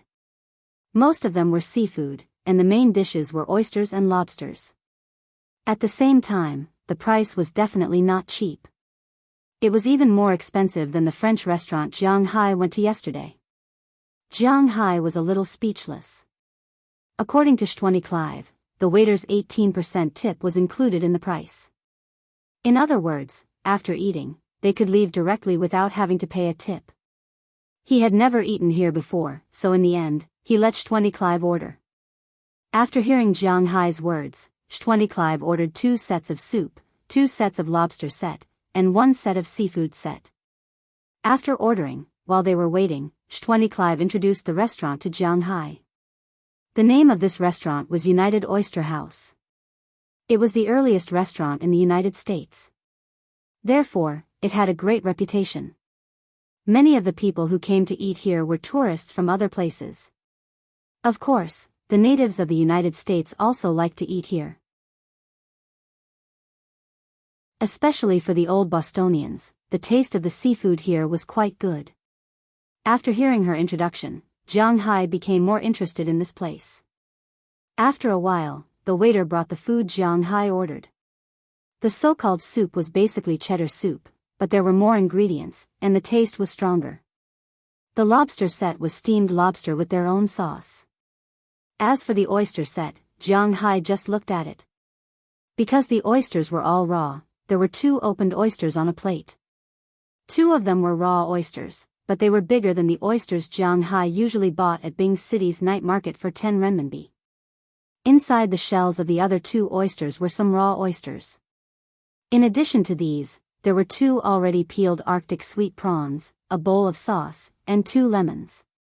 Looking at these things, Jianghu's first thought was to curse out loud. After all, these things cost more than $100, which was indeed a little too expensive. But when he suppressed his anger and took a sip of the soup in front of him, this thought disappeared without a trace, because the soup was indeed delicious. I'm glad you like it. Hearing Jianghu's words, Chronicles chuckled and drank the soup in front of him. Drinking the soup in front of him, Jianghu nodded seriously and said approvingly, "Well, the soup is really good. The soup is cheddar soup, but the taste is not bad." Then he tasted the lobster. This lobster was also different. Although it looked like a very ordinary lobster, when he opened it, he found that the meat inside had been torn and mixed with the cheese. After all, China is too big, and there are more cuisines. People in different places eat different things. For example, people in the northeast like to eat greasy, oily, fried, fragrant, and large pieces of meat. Going further south, one of the 8 major cuisines, Lu cuisine, pays attention to taste. Lu cuisine does not pay too much attention to the taste of the ingredients themselves. They are more willing to let others taste their own seasoning skills, so when it comes to mixing, Lu cuisine is the best. Lu cuisine is not too focused on the taste of the ingredients themselves. They are more willing to let others taste their own seasoning skills, so when it comes to mixing, Lu cuisine is the best. Other Cantonese cuisine was light, Jiangsu cuisine was good-looking, and Sichuan cuisine was mainly numbing and spicy. Zhejiang cuisine was similar to Jiangsu cuisine in that it focused on presentation and delicacy. Fujian cuisine focused on the flavor of the ingredients. Anhui cuisine focused on stews with heavy fire and oil. Hunan cuisine was similar to Sichuan cuisine, except that it changed from numbing and spicy to numbing and fresh. But overall, there was a big difference between the north and the south. When northerners went to the south, everything they ate tasted bland. First, it didn't satisfy their hunger, and second, it didn't satisfy their cravings. Everything they ate felt wrong, and they couldn't be full no matter how much they ate. When southerners went to the north, it was the same. Because the food was too oily, they would get hot and blister in their mouth. It was very uncomfortable. This was the difference between the north and the south. If the food in this restaurant was divided according to the region of Wuxia, it should be similar to the north's cuisine. The lobster and soup were very fragrant, and there was a lot of cheese in it. It was very greasy and could satisfy one's cravings. Northerners tasted good, but southerners felt it was very greasy. They even felt a little hoarse. In China, people who were used to eating Sichuan, Jiangsu, Fujian, Zhejiang, Hunan, and Cantonese cuisines couldn't stand the taste. However, when it came to Jianghu, the taste was very good. It wasn't long before he finished the soup and lobster in front of him. As for the oysters, as mentioned before, Jianghu didn't eat raw food. Because his stomach wasn't good in the past, he was naturally a little afraid of raw food, especially seafood. Therefore, he didn't eat sashimi at all. He only knew that it wasn't cheap, but he wasn't used to eating it. Perhaps because she saw that Jianghu didn't want to eat oysters, the Chronicles was more or less embarrassed. In fact, she didn't know that Jianghu didn't eat raw food. In this restaurant, oysters were the most famous because the oysters here were all wild Girardot oysters. This kind of oyster originated from France. In some seafood markets, it was sold for $3 each. Not to mention that they were in a restaurant. Here, a plate of 2 such oysters was sold for $30, which was quite expensive. However, this kind of oyster was indeed the best. As long as one knew the industry, no one would say that it was expensive. Because if it was in a Michelin restaurant, it would only be more expensive. French oysters had always been known as aristocratic seafood and the dream food of the world's foodies. Girardot oysters were the Rolls-Royce of oysters. It was said that the best oysters needed 4 years of cultivation and had to go through 95 cultivation and refining processes before they could be put on the market. For such top oysters, there were only 12 of them. In France, they were sold for more than €550. This showed the price of this kind of oyster. The oysters in this restaurant were naturally not cultivated in this way. Selling 2 for $30 was a good price. Moreover, didn't it include some other things? However, she didn't expect that Jianghu wouldn't eat it, so for a moment, she was a little embarrassed. Don't you want to eat this? Pointing at the oyster plate in front of her with a fork, Sh20 Clive asked in a low voice. Seeing Sh20 Clive's appearance, Jianghu also felt her embarrassment, but he didn't know what to say for a while. In fact, the best way to resolve the awkwardness was for him to eat a piece, but the problem was that he really didn't want to eat this thing, so for a while, his personality was a little awkward, and he didn't know what to do. Hey, who did I see? Isn't this the owner of the largest manor in the Boston area? Are you here to participate in the exhibition today? However, just as Jianghu was hesitating, a slightly joking voice came from a distance, and then he saw several people coming out of the restaurant. Most of them were white people, and there were 2 black people among them. The man walking in front saw Jianghu and Sandy in front of him. The joking voice came from his mouth. Are you talking to me? Feeling that the other party should be talking to him, Jianghu turned his head and looked at the people here. Of course, you are famous, aren't you? Farm owner. Hearing Jianghu's puzzled voice, the man here said proudly. Oh, who are you? Hearing that the other party was indeed talking to him, Jianghu was stunned and asked curiously. You don't recognize me? I am from Cartwright Company. You should be here to participate in the livestock exhibition.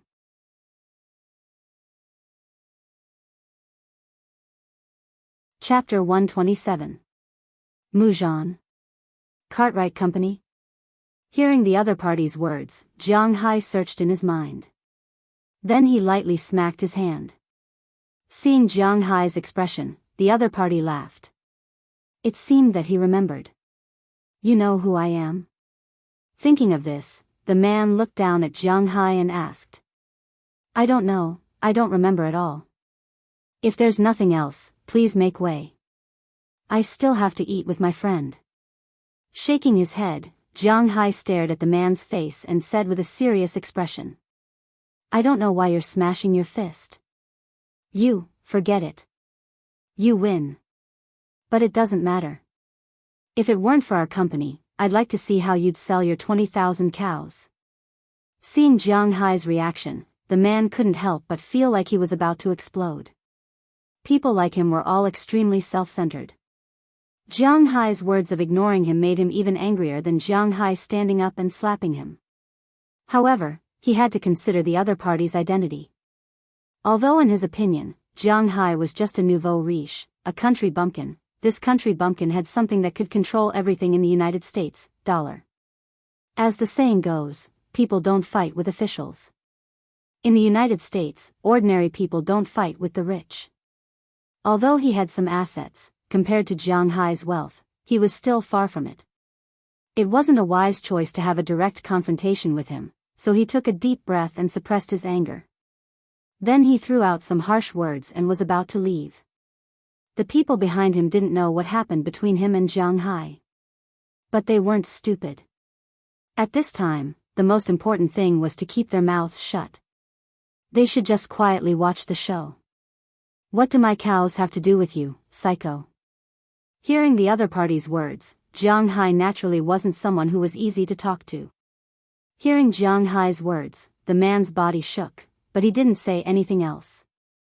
Instead, he directly walked out of the restaurant. After these people left, Sh20 Clive looked at Jianghu in surprise. You have a grudge with Cartwright Company? You can say that. I raised some cows, and one day, they came to my farm to take away one of my cows. Naturally, I didn't want to. Then, there was a little conflict. Seeing that Clive was curious about this matter, Jianghu slowly explained the situation that day. Then you might really be in trouble. After hearing Jianghu's words, Clive frowned. What do you mean? Jianghu looked at her when he heard Clive's words. Did she know about this company too? Your subordinates didn't stop you from clashing with them? Hearing Jianghu's words, Clive didn't directly answer his question, but continued to ask. Hearing what she said, Jianghu thought for a moment. It seemed that Robbins was trying to persuade him. That's right. Although my family doesn't raise cows, after all, my father is a Western chef. No matter if it's French, Italian, or even English cuisine, steak is very important. So when I was young, I often went to Western restaurants, and I more or less heard about this matter. Seeing Jianghu nod, Clive explained to Jianghu. This Cartwright Company is the largest beef broker in the few states around here. They don't produce cattle themselves, but they buy cattle from ranchers. Then, they buy the cattle at the price of the beef, and they sell it to Western restaurants and supermarkets to make a profit. They have a huge business network and connections. The Western restaurants in town have always used their beef. Looking at Jianghu, Clive also introduced this huge company to him. To put it bluntly, they are just a middleman. If worst comes to worst, I'll just sell my beef directly. As for the Cartwright Company, Jianghu also investigated them. He knew that they were the largest beef broker in the area. But just like what Jianghu said, he was confident in his cattle, so he didn't need to sell his cattle through this company. You still don't understand. You still don't understand. If you go directly to the door and sell these beef cattle, then the boss will definitely be willing to do this company a favor.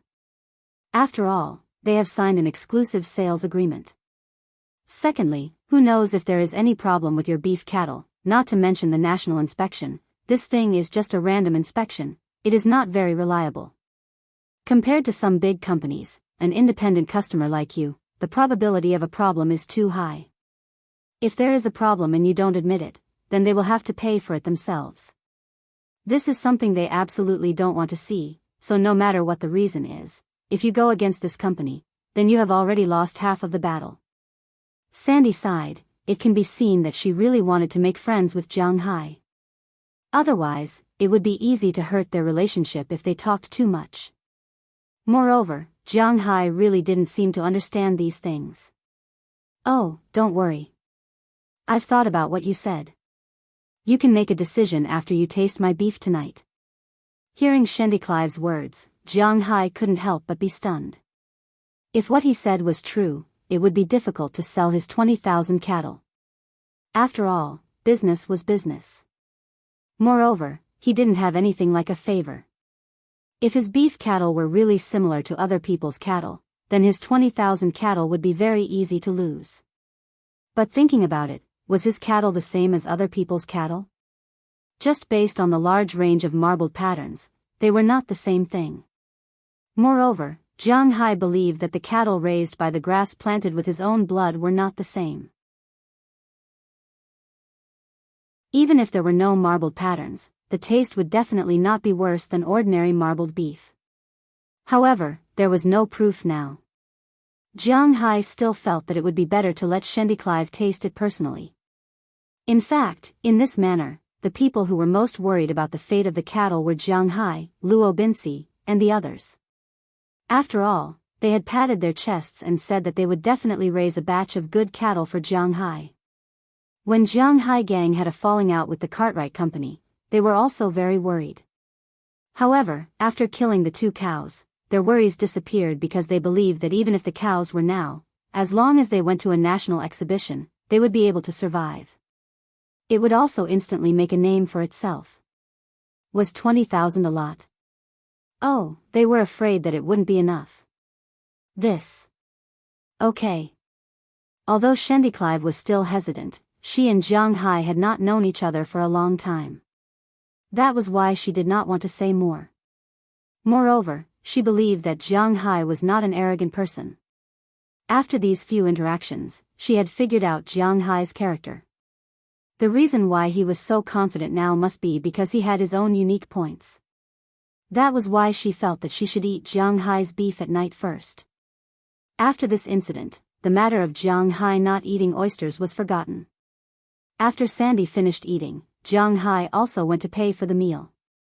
He was from Bing City, and people in Bing City had male chauvinism. He also had this habit. If he did not pay for the meal when he went out with a girl, he would feel uncomfortable. Today, Sandy was his guide, and he had never heard of a guide paying for a meal. Breakfast was an apology, and lunch was definitely on him. After paying the bill, both of them walked out of the restaurant and went to the parking lot. This afternoon, they had agreed to visit the universities here.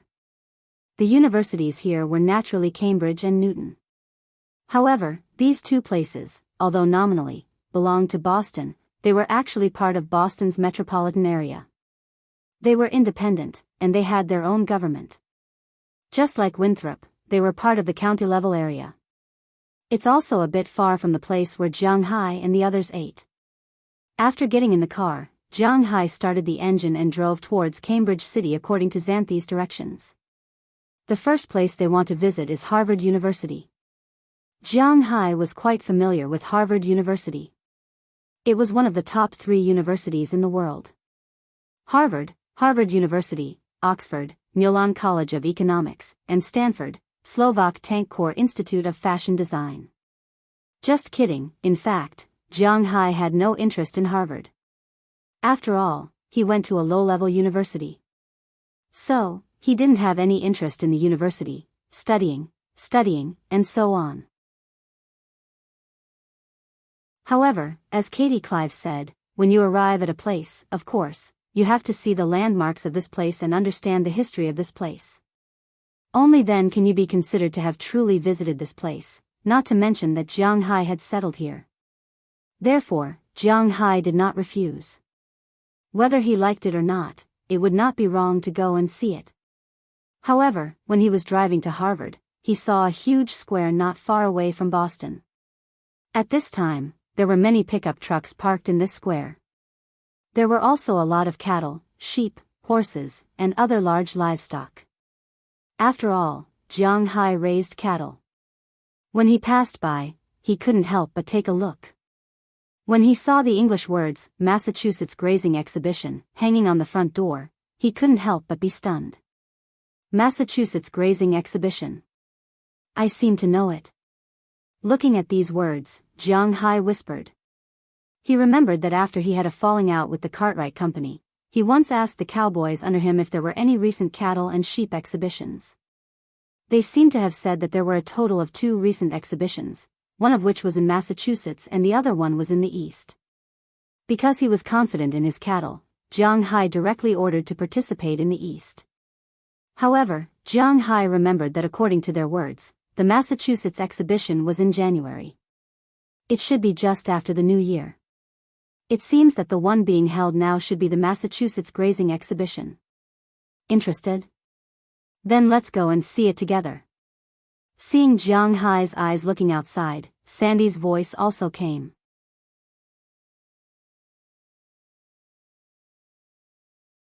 Chapter 128. Wow, there are a lot of things here. Looking at the animals stored in the tents around him, Jiang Hai said with some surprise. Of course, young man, but this is only a grazing exhibition in Massachusetts.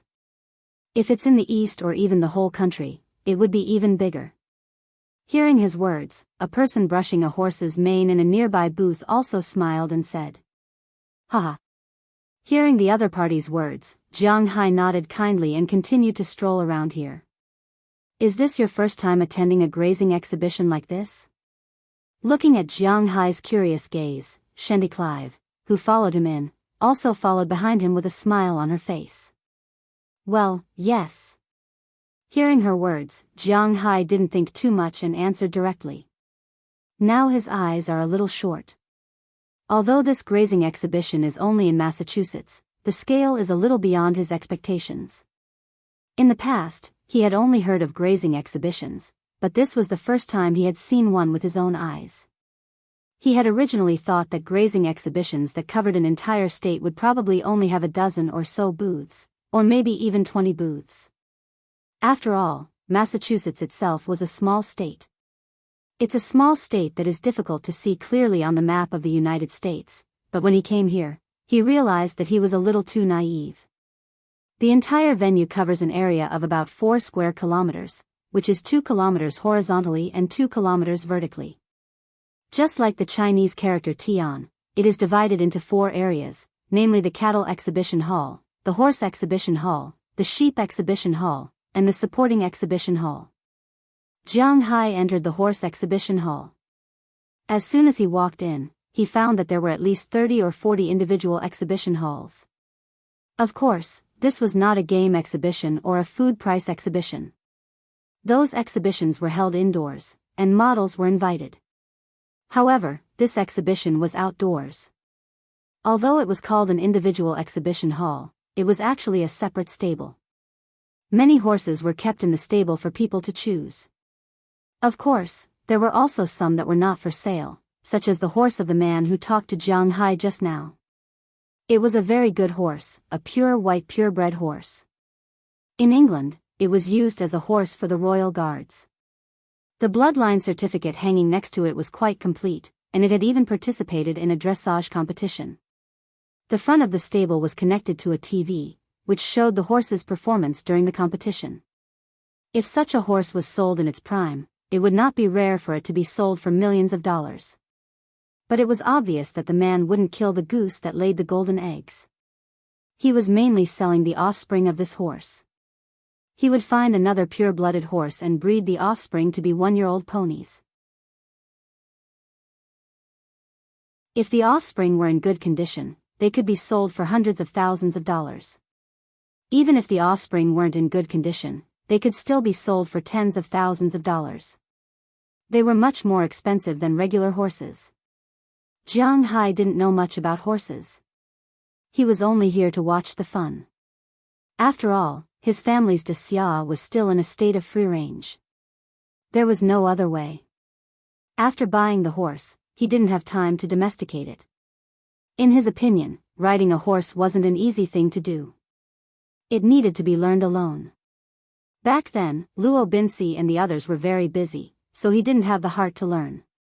But now, looking at these horses, he had the urge to go back and ride them. Of course, even if he wanted to ride them, he would not ride them now. Jianghu planned to wait until spring came and the flowers bloomed, then he would learn to ride a horse. Jianghu believed that with the horse he had fed for so long in his blood, if he wanted to ride a horse, this guy should not resist. While thinking, Jianghu and Shendiclive walked out of the stable. Although Jianghu was very curious about Mumuzhan, he was mainly curious about the cow. Compared to a cowboy, a horse was naturally a very good thing. But for Jianghu, a horse, to put it bluntly, was just a means of transportation. He was not a professional cowboy, so he was not very interested in horses. The most important thing was that the horses here were really not cheap. Walking with Sandy along the way, they walked past the stable and entered the largest and most crowded market next to it, the Cattle Exhibition Hall. As soon as they walked in, the smell of cattle rushed into Jianghu's nose. Even Sandy couldn't help but cover her nose with her hand, let alone Jianghu. Cough cough, it's so choking. Turning his head, Jianghu was choked by the smell. He couldn't help but frown and said carefully. Although the smell here was not as strong as his own cattle shed, it was definitely not bad. Hee, you are a manor owner. You can't even stand the smell of cattle. Looking at Jianghu's appearance, Sandy next to him smiled and took out a handkerchief from her small bag and handed it to Jianghu. Jianghu immediately took the handkerchief and covered his nose. Only then did he breathe a sigh of relief. The handkerchief was very fragrant. Jianghu also knew that this was a man-made fragrance. It was not good for the human body, but smelling this smell was better than smelling cattle farts. So I almost never enter our cattle shed. Even if I go in, I have to wear a mask. After taking a deep breath, Jianghu finally calmed down. Then he looked at the smiling Shendiclive and shrugged. You still need to adapt early. Although Uncle Robbins is a good person, it is your own business after all. You have to know what to do. Hearing Jiang Hai's words, Shendy Clive said with a chuckle. Of course. By the way, did you know? Some people say that the main reason for global warming is that cows fart too much. The farts of a few cows in a year are almost as much as the exhaust of a car. After hearing Shendy Clive's words, Jiang Hai smiled a little embarrassedly. He was a little embarrassed to be criticized by a beautiful woman, so he changed the topic. However, the change of topic was not ordinary. Hee. Shendy Clive didn't know how to respond to Jiang Hai's words. Should he talk about cattle farts? Stop joking. Fortunately, Shendy Clive knew Jiang Hai's personality, so he didn't care. To put it bluntly, Jiang Hai's personality was still a little chinibu. At least, he didn't show that he had a superior EQ. It seemed that although the true dragon soul essence could strengthen his physique and memory, it didn't change his EQ. Seeing that Shendy Clive wasn't interested in talking about cattle farts, Jiang Hai didn't have much interest in talking about it. Jiang Hai also curled his lips. He didn't feel that there was anything wrong with saying such things at this time, but it was a pity that he couldn't show off his knowledge. Then he covered his nose and walked into the cattle exhibition hall. When he first walked in, the smell was really choking, but after a short while, it was much better. The cattle exhibition hall was much more lively than the horse exhibition hall. There were more than 100 booths, but most of the booths were for private farms. There were only a few cows in total, but there were all kinds of different styles. In addition to the Angus cattle that Jiang Hai was very familiar with, there were many other types of beef cattle. There were Piedmont, Limousin, Simmental, Charolais, Hayford, and so on. In addition to beef cattle, there were also dairy cows and draft cattle. Although cattle were no longer used for farming in the United States, some people were still willing to collect draft cattle. Therefore, the cattle here were really diverse. Looking at the cattle in front of him, Jiang Hai also chatted with Sh20 Clive. While looking at the variety of cattle in front of him, suddenly, a cow entered his eyes. Yes, it was a cow, not a herd. This was because there was only one cow in the exhibition hall. This exhibition hall was definitely not small, and it wouldn't be a problem to hold a dozen cows. But at this time, there was only one cow. But even so, this cow shed looked a lot more pocket-sized. Looking at the cow, Jiang Hai slowly walked over. This cow was very big and very tall, even taller than Jiang Hai. Its body length was also much longer than an ordinary cow. Jiang Hai looked at it and saw that it was about 3 meters tall.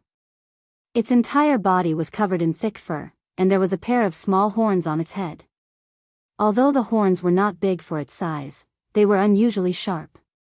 Its pair of eyes stared warily at everyone, looking here and there. Is this American bison?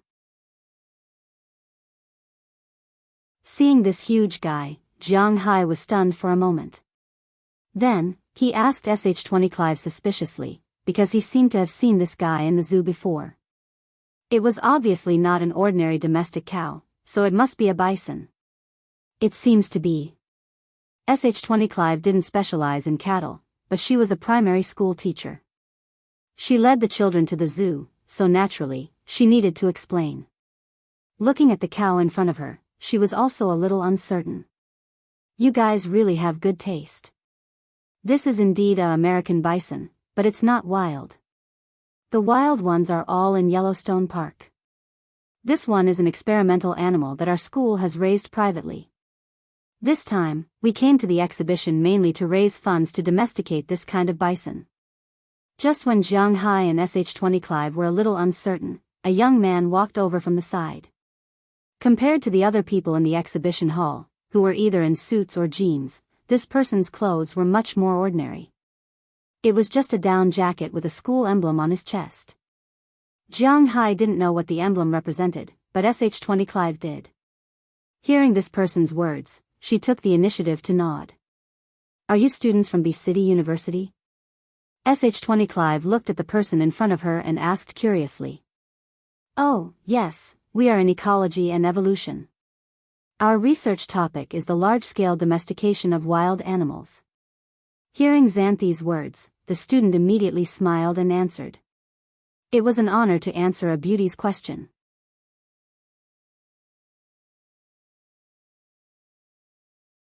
Chapter 129. Boston University, or BU for short, was founded in 1839. Most people's first impression of it would be that it was a public university, but that was not the case. It was actually a private university, and it was one of the top private universities in the world.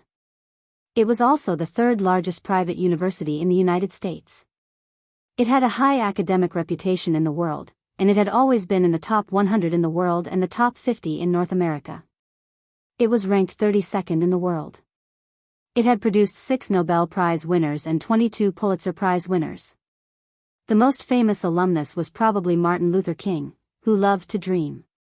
Don't think that just because this university had produced so many Pulitzer Prize winners, it was just a journalism university. In fact, journalism wasn't a very important subject in this university. The subjects they were most proficient in were business, engineering, economics, and biomedical engineering. This subject could even be ranked in the top 10 in the United States. In the evaluation, ecology, evolution, and systems biology were ranked 6th in the United States. Of course, this had nothing to do with Jianghu. He did not have any interest in studying.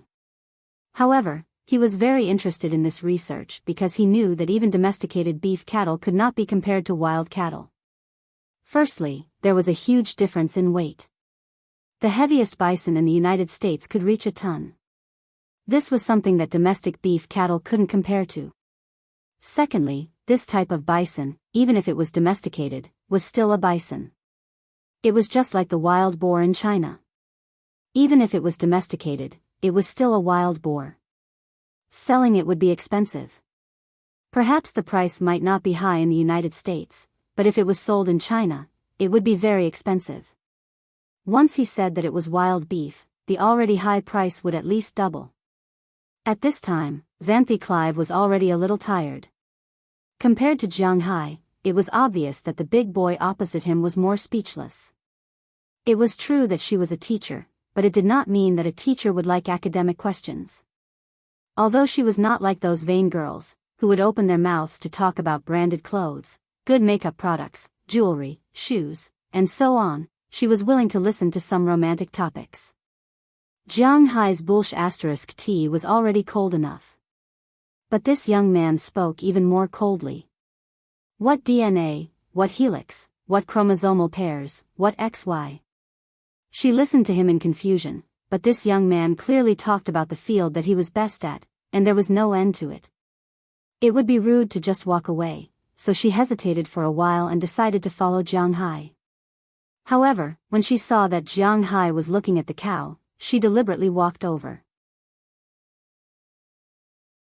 Seeing that the goddess in front of them had only said a few words and then returned to the yellow man's side, the students here couldn't help but be a little speechless.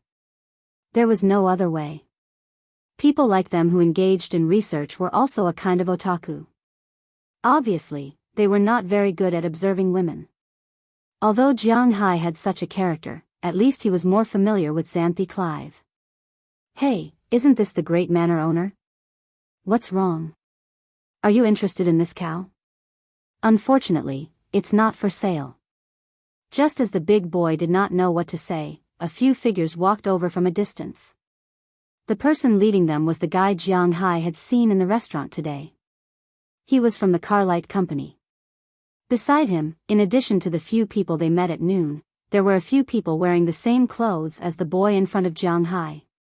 From the school badge on their chest, it could be seen that they were all from B City University.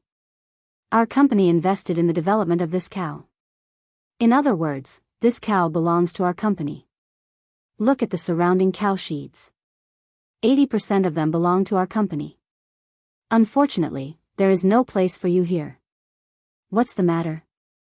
You're so old that you can't sell it? Looking at Jianghu, the man said with a sour face.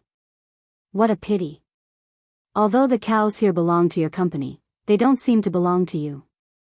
His cows all belong to him. Are you standing here and talking like this because you envy him?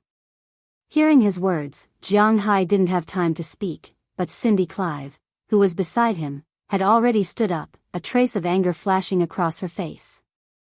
From her point of view, this fellow had come to find fault with them, and it was somewhat baffling. Jianghu didn't even know him, but he kept coming here to make his presence known. His words were so sour. Who was he trying to convince? After being insulted by Jianghu, he still came here to show off. She really didn't know where his sense of superiority came from. In terms of size, he wasn't as good as Jianghu, and in terms of money, he was even worse. Jianghu had a manor worth hundreds of millions of dollars. And this guy was just a worker, so why was he showing off here? Even SH-20 Clive couldn't stand it anymore. She walked to the front and said to the man, "I envy him." "What do I envy him for? He's just a country bumpkin." Hearing Xanthi's words, the man couldn't help but be speechless for a while. After he finished speaking, he whispered something in a low voice. But this sentence was heard by Jianghu. Jianghu was a pure northeastern man. Northeastern men were particular about fighting, not quarreling. This guy's words were originally sour, which made Jianghu a little unhappy. And now, this guy actually dared to talk about him in front of his face. How could he endure it?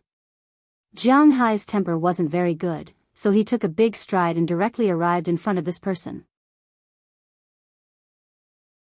In front of everyone's eyes, Jianghu grabbed this guy's collar and directly lifted him up.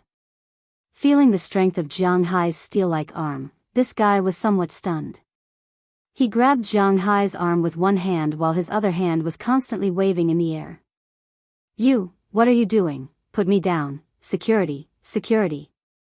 Hearing his exclamation, several security guards, who were watching in the distance, quickly ran over at this time.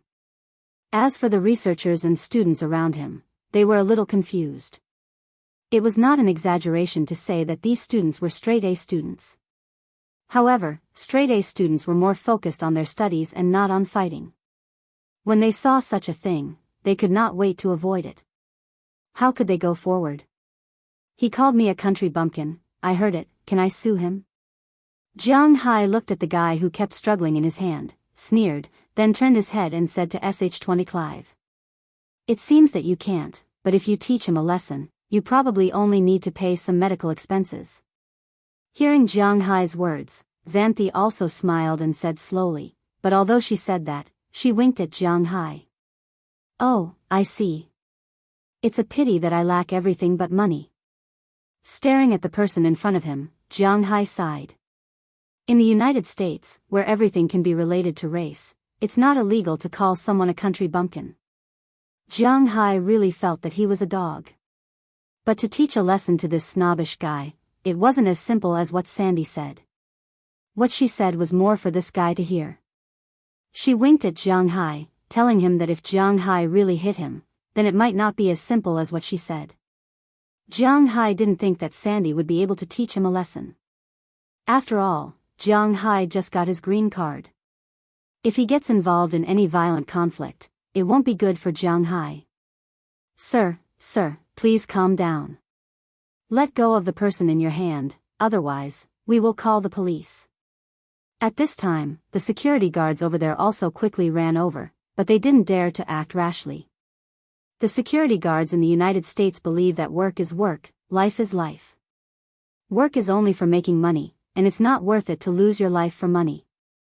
So after these people surrounded Jianghu, they didn't say much, they just persuaded Jianghu to let go.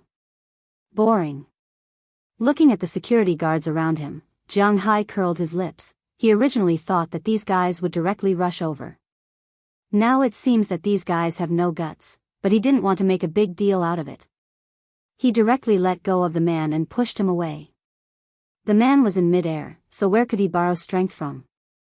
He was directly pushed to the ground by Jianghu, falling heavily on his butt. "You barbarian, you country bumpkin, I want to sue you." Feeling the pain in his butt, the most important thing is that he lost all his face this time. At this time, the man couldn't help but jump up, covering his painful butt with one hand, and shouted while jumping. Whatever. Jianghu just pushed him like this, it's not even a slight injury, the police won't care about it. You are a barbarian, you are a butcher, you yellow. Cough, as long as I am still in the company, you can't sell a cow, don't think about it. Seeing Jianghu's indifferent look, the guy couldn't help but curse, but halfway through, he just came out with the word, Yi Lu, and he stopped in time because he remembered that this guy just asked the beautiful woman beside him if what he said was racial discrimination. Originally, country bumpkin didn't count, but if he finished this sentence, then it would count. At the same time, he also saw the coldness in Jianghu's eyes, which made him stop his words in time and attack Jianghu's cow. In his opinion, Jianghu's cow is good, but it is destined that this cow can't be sold after offending him. Hearing his words, Jianghu's mouth couldn't help but twitch. Can't sell? That's if it's of the same quality as this guy's cow, it can't be sold. But is Jianghu's cow of the same quality as him? Don't joke, Jianghu's cow, just looking at the meat, even the Japanese Wagyu cattle may not be comparable to him, let alone these free-range cows in the United States. Do you want to bet?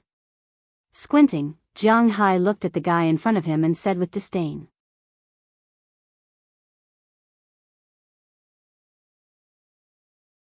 Chapter 130. Bet? What bet? Hearing Jianghu's words, the man shut his mouth for the time being and asked hesitantly. Let's bet on whose cow will be the winner of the New York Livestock Exhibition in April. If your company wins, I'll personally lose $1 million to you. If my cow wins, then I'm sorry, you'll lose $1 million to me. If you don't have the money to pay, then you'll have to kneel down and kowtow to me 3 times. Jianghu smiled disdainfully at the man in front of him. $1 million? Hearing these words, many of the onlookers gasped. Well, they didn't think that the bet would be so big. Many of the onlookers nearby were ordinary farm owners. Although they weren't considered poor farmers in the United States, they were still considered middle class. After deducting the taxes they had to pay every year, it would be good if they had $40,000 or $50,000 left. Even if they made $50,000 a year, it would take 20 years to earn back $1 million.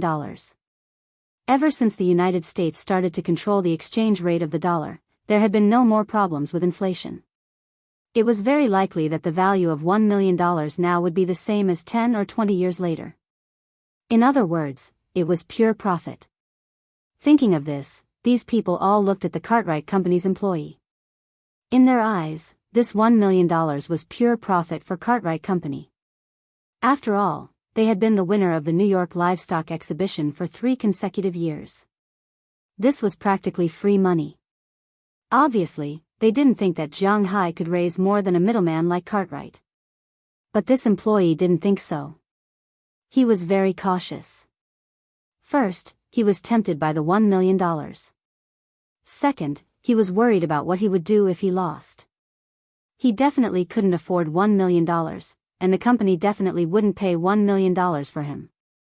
But if he had to kneel down and kowtow, he wouldn't be willing no matter what. In a democratic country like the United States, although the thing people worshipped the most was money, they wouldn't be willing to give up their self-esteem and kneel down and kowtow unless they were forced to. Therefore, he was still struggling. Looking at Jianghu's eyes, he was hesitant. Hey, Paul, what are you hesitating for? This guy is giving you money for free. There's no reason for you not to accept it. That's right. You're too timid. Young man, if he doesn't want to bet with you, I'll bet with you. 1 million. How long will it take you to earn that much money? What's there to hesitate about? Seeing him hesitating, some people who were familiar with him started to shout loudly. Hearing these people's words, Paul licked his lips with hesitation as his eyes turned firm at once. Okay, I'll bet with you. Looking at Jianghu in front of him, Paul shouted. Hearing that, Jianghu shrugged too. It was fine for him to gamble. He wasn't doing it for the $1 million, but to prove himself. This guy dared to be so arrogant in front of him. If he didn't step on him, who would he step on? After this person agreed, some busybodies pulled over a lawyer on the spot. After all, this was an exhibition, and it was also for sales. Since it was for sales, a contract had to be signed. When signing the contract, the lawyer must be present. Now that Jianghu and this guy named Paul had a bet, naturally, the lawyer had to sign the agreement to take effect.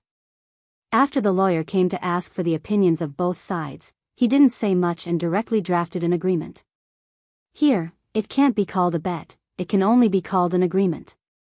Then, Jianghu and this person signed their respective agreements.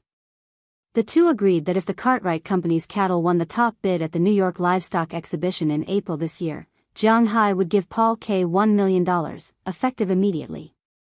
If the cattle from Jianghu's manor won the top bid, Paul K would give Jianghu $1 million, effective immediately. There were 3 copies of the agreement. Jianghu and K each held one, and the lawyer kept the other. After everything was done, Jianghu and Sh20 Clive didn't want to continue looking. After all, according to Paul K, 80% of the shops here belonged to his company. Jianghu didn't want to be pointed at here and unable to buy anything. Rather than that, it was better to just leave. So, Jianghu didn't hesitate and directly left. After the two walked out of the exhibition hall, Jianghu originally wanted to go home directly. But when he looked at the time, it was only 2 in the afternoon. It was still early. If he went back now, he didn't know if Luo Binsi and the others had returned. So, his originally extinguished idea of going to see a school was reignited. Anyway, we have nothing to do now. Let's go see the nearby schools. Jianghu glanced at Sh20 Clive and said to her.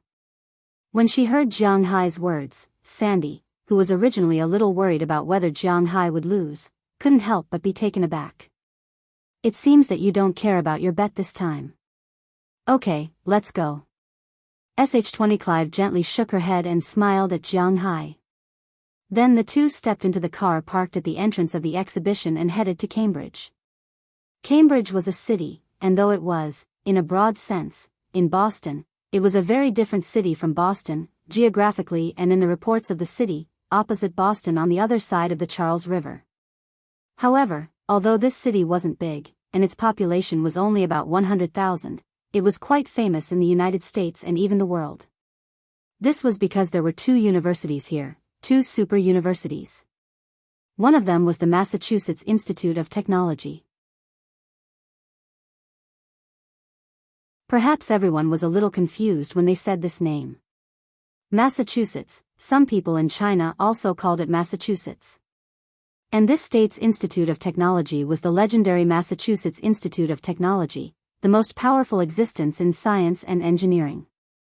The other university is Harvard University, a giant in the education world. Other universities can't wait to let the world know about the President of the United States, but Harvard University has produced 8 presidents of the United States. Among them, the current president is from Harvard University. The number of Nobel Prize winners here is also in the hundreds of thousands or millions. Famous alumni, such as Bill Gates and Roosevelt, have all studied here. Of course, everyone knows that Bill Gates is not a good student, but he is famous. Driving, not long after, the two arrived at this famous university. But to be honest, when walking into this university, Jianghu did not feel anything different. It may be because he really has no love for learning, or it may be because it is winter, and there is snow everywhere. Of course, it may also be because it is the holiday now, and there are not many students in the university. So, what he has read in novels before, such as the overwhelming academic atmosphere, the soul-shaking ethereal school, and the touching cultural accomplishment, there are none at all. Jianghu just walked around and saw some landmark buildings at the same time. He used his mobile phone to take a photo with them and send it to his circle of friends. Recently, he almost didn't go on QQ much. He used WeChat more often, and his WeChat friends, there are not many. In addition to his friends, there are only a few junior high school and high school classmates that he hardly contacted. In total, there are only a dozen people. It looks really lonely. Phew, we should go too. After taking the last photo, Jianghu couldn't help but take a look at the time.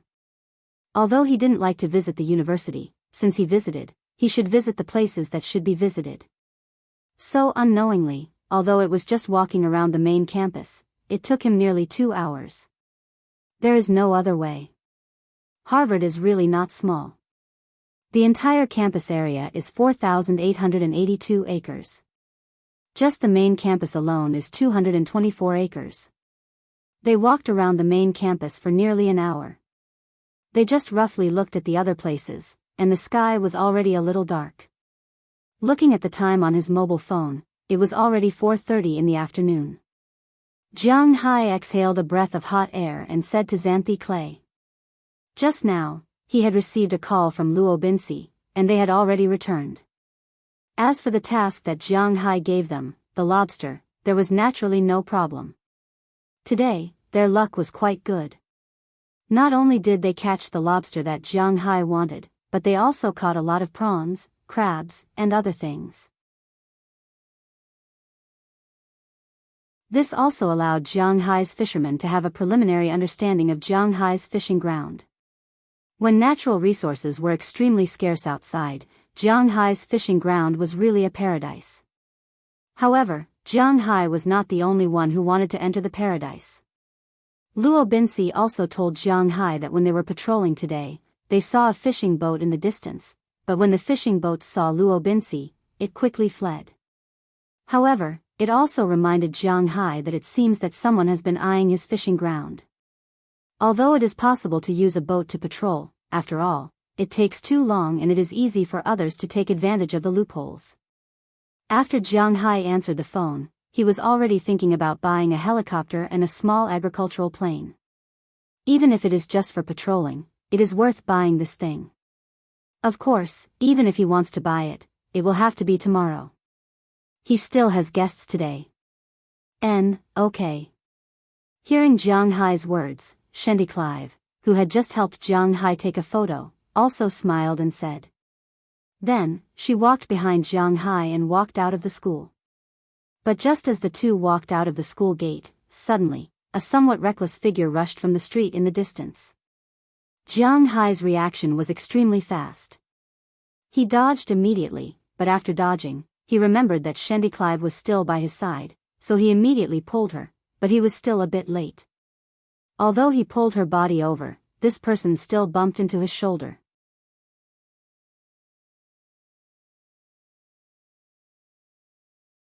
Chapter 131. Hey, watch your steps. Looking at Sandy being hit, Jianghu, as a man, naturally shouted at the person on the other side. However, that person didn't turn around. Instead, he ran forward at a faster speed. Something's wrong, check if your phone and wallet are still there. Looking at the speed of this little guy, Jianghu narrowed his eyes and immediately said to SH-20 Clive. Hearing Jianghu's words, Sandy reacted at this time. She immediately reached into her coat pocket. Sure enough, the wallet that should have been in her coat pocket had disappeared. Damn guy, you go and drive, I'll chase after him. Seeing that this guy was really a thief, Jianghu secretly cursed. He was really unlucky. It was not easy to go shopping with a girl, but the first thing he did was to meet the guy from the Cartwright Company, who provoked him. He was targeted by a thief when he was walking out of the university. It was really F***ed up. At the moment, he was bold. He didn't say much. After throwing the car key directly to SH-20 Clive, who was still in a daze, he chased in the direction the thief left. How fast was Jianghu? In the words of the NBA assistant coach who tested him, he was as fast as lightning. Of course, this was nonsense, but if he wanted to, it would not be a problem for him to participate in the Olympic 100-meter sprint final.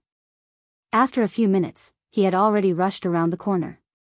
As soon as he turned the corner, he saw the guy just now. At this time, this guy was in front of the roadside trash bin, looking for SH-20 Clive's wallet that he had just stolen. He happened to turn around and saw Jianghu rushing over. He was shocked. He didn't have time to think about it. He stuffed the wallet into his tattered shirt, and then ran away crazily. Who the F***ck? Looking at his movements, Jiang Hai couldn't help but curse. Then, he continued to accelerate and rushed forward. The distance between the two was quickly narrowing, but just as he was about to catch the guy turned and went into a small alley just now. As previously mentioned, the Boston area was the oldest city. Soon after the European colonists came to North America, they established the Boston area here. Therefore, the urban area here was very narrow. It could be said that the roads here were the most difficult to walk in the metropolitan cities in the United States. Although Cambridge was not considered the urban area of Boston, the situation here was similar. It was winter now. The government would clear the snow and ice on the main roads, but not on some small roads. When Jiang Hai also turned a corner and stepped into this small alley, he almost fell down in an instant. Because at this time, there was a thick layer of ice on the ground of this small alley. This ice was not pure and transparent, but colorful. There were all kinds of garbage on it. In some corners, there were a lot of human or animal excrement. As soon as Jiang Hai walked into this small alley, he subconsciously wanted to go out. It can be imagined how disgusting it would be to fall down here, but when he looked at the thief who was moving quickly in front of him, he couldn't help but grit his teeth. Damn it. If it was another time, he would have caught him long ago. He wouldn't be in such a difficult situation now. But Jiang Hai didn't want to let this guy go. Looking at the sky that was about to turn dark, Jiang Hai secretly cursed. He moved his feet and ran in this small alley. Fortunately, Jiang Hai usually doesn't like to wear formal clothes, so his shoes now are military whips bought at the outdoor goods store. This kind of shoe has a strong grip. Although running on the ice is still very slippery, at least if you are careful, you won't fall so easily. But the kid on the opposite side is obviously used to such a scene. He didn't care about the garbage on the ground or even the excrement. He ran out of the small alley quickly. When Jiang Hai chased out of the small alley, this guy had already pulled away a lot. If it weren't for Jiang Hai's good enough eyesight, he would have been unable to catch this guy's figure. But fortunately, he finally left that damn alley. Jiang Hai instantly ran and chased the thin figure in the distance. The two of them, one chasing and one fleeing, ran for about 20 minutes. The kid's stamina was finally about to run out, and his speed was getting slower and slower. If he wasn't very familiar with the surrounding terrain, he might have been caught by Jiang Hai long ago. Jiang Hai also stepped on the ice and followed him all the way. As he turned into a small alley again, Jiang Hai also followed in. But after entering, Jiang Hai couldn't help but smile because this small alley is dead. At this time, he saw this figure running quickly to the innermost part of the alley, and Jiang Hai also breathed a sigh of relief.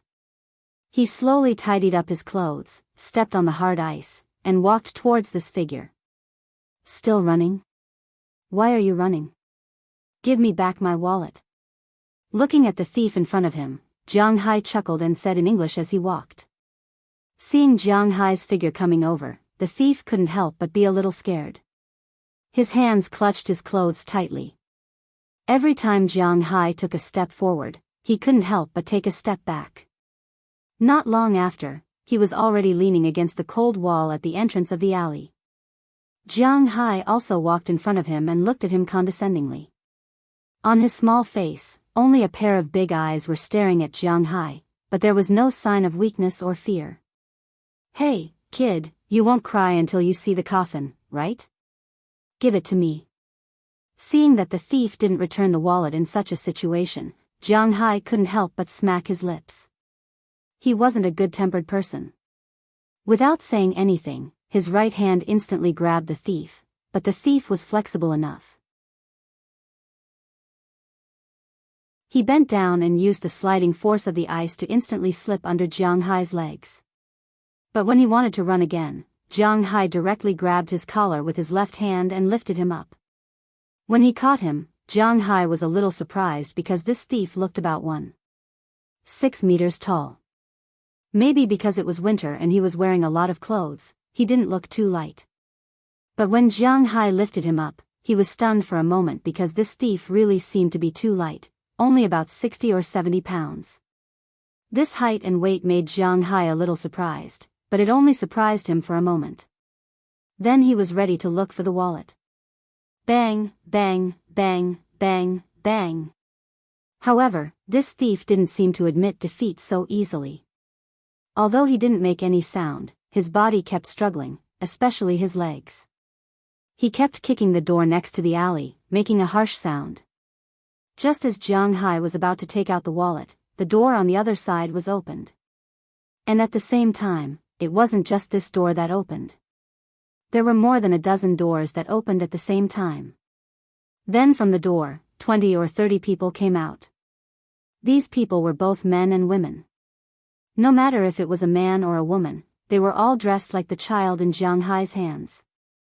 They were all tattered, and the men were basically dirty. As for the women, some of the older ones were much cleaner. At least there was no black ash on their faces, and their hair was combed.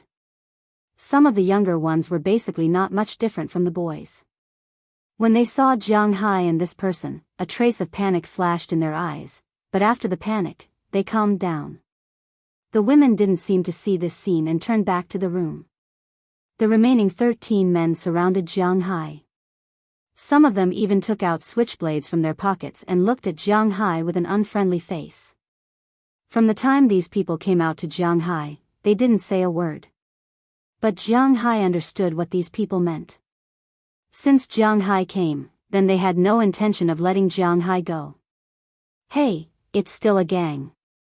Looking at these people in front of him, Jiang Hai didn't dare to be careless. After all, these people were holding weapons in their hands. Judging from their faces, these people weren't very old. They were basically around 20 years old. This was the time when people were most reckless.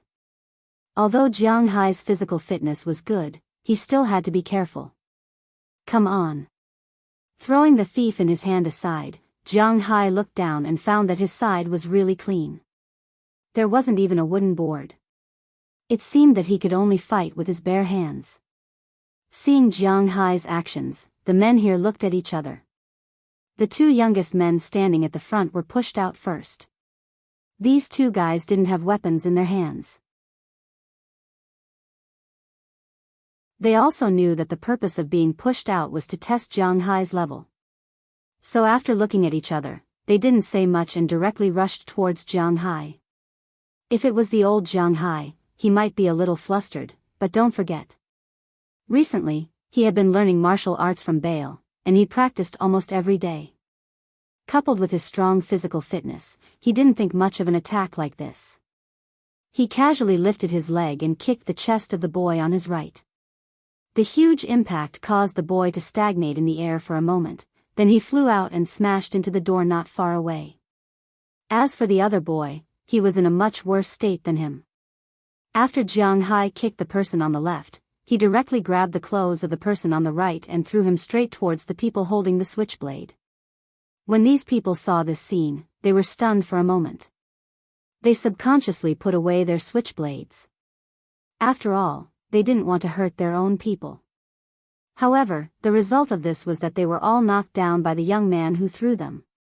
Taking advantage of this opportunity, Jiang Hai took a big stride and went towards the people who didn't have a switchblade in their hands. He wanted to pick the weakest among them.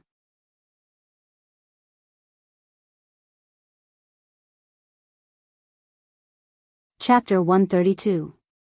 Then, he squatted down and dodged the opponent's fist. Then, he used 2 more nest fists and directly hit the stomach. Then, he jumped up and used a knee strike and a whip kick. The 2 people standing at the front instantly fell to the ground and lost their ability to fight. After landing, he kicked a person's calf and used the ice to sweep this person down. Then, he took a step forward and grabbed a person. He pulled him back and used his elbow to hit the person's jaw. Then, he used his body as a cushion to block the second wave of attacks from the people around him. Then, he threw another person over his shoulder and blocked the opponent's fist. Then, he closed in an uppercut, followed by a chop to the throat. Then, he threw another person over his shoulder into the crowd. While he suppressed a few people, he rushed to the others and hit the throat with a hand knife. Then, He stepped on the feet and used the hardness of the military whip to kick the opponent's knee. Then, he grabbed the opponent's head and used a knee strike to kill another person. Then, he moved into the arms of another person and used his elbow to hit the back of the opponent's head. At the same time, he used his knee to hit the opponent's stomach. There was a huge difference between those who had learned fighting techniques and those who hadn't. If Jianghu had not learned martial arts, he would have been able to deal with these people. If they did not have weapons, Jianghu would have been able to take a few hits. However, in the situation where the opponent had weapons, he was much more passive. After all, although his body was at the limit of a human's body, there would still be 2 holes in his body if he was hit. However, now that he had such skills, Jianghu's self-confidence was extremely inflated.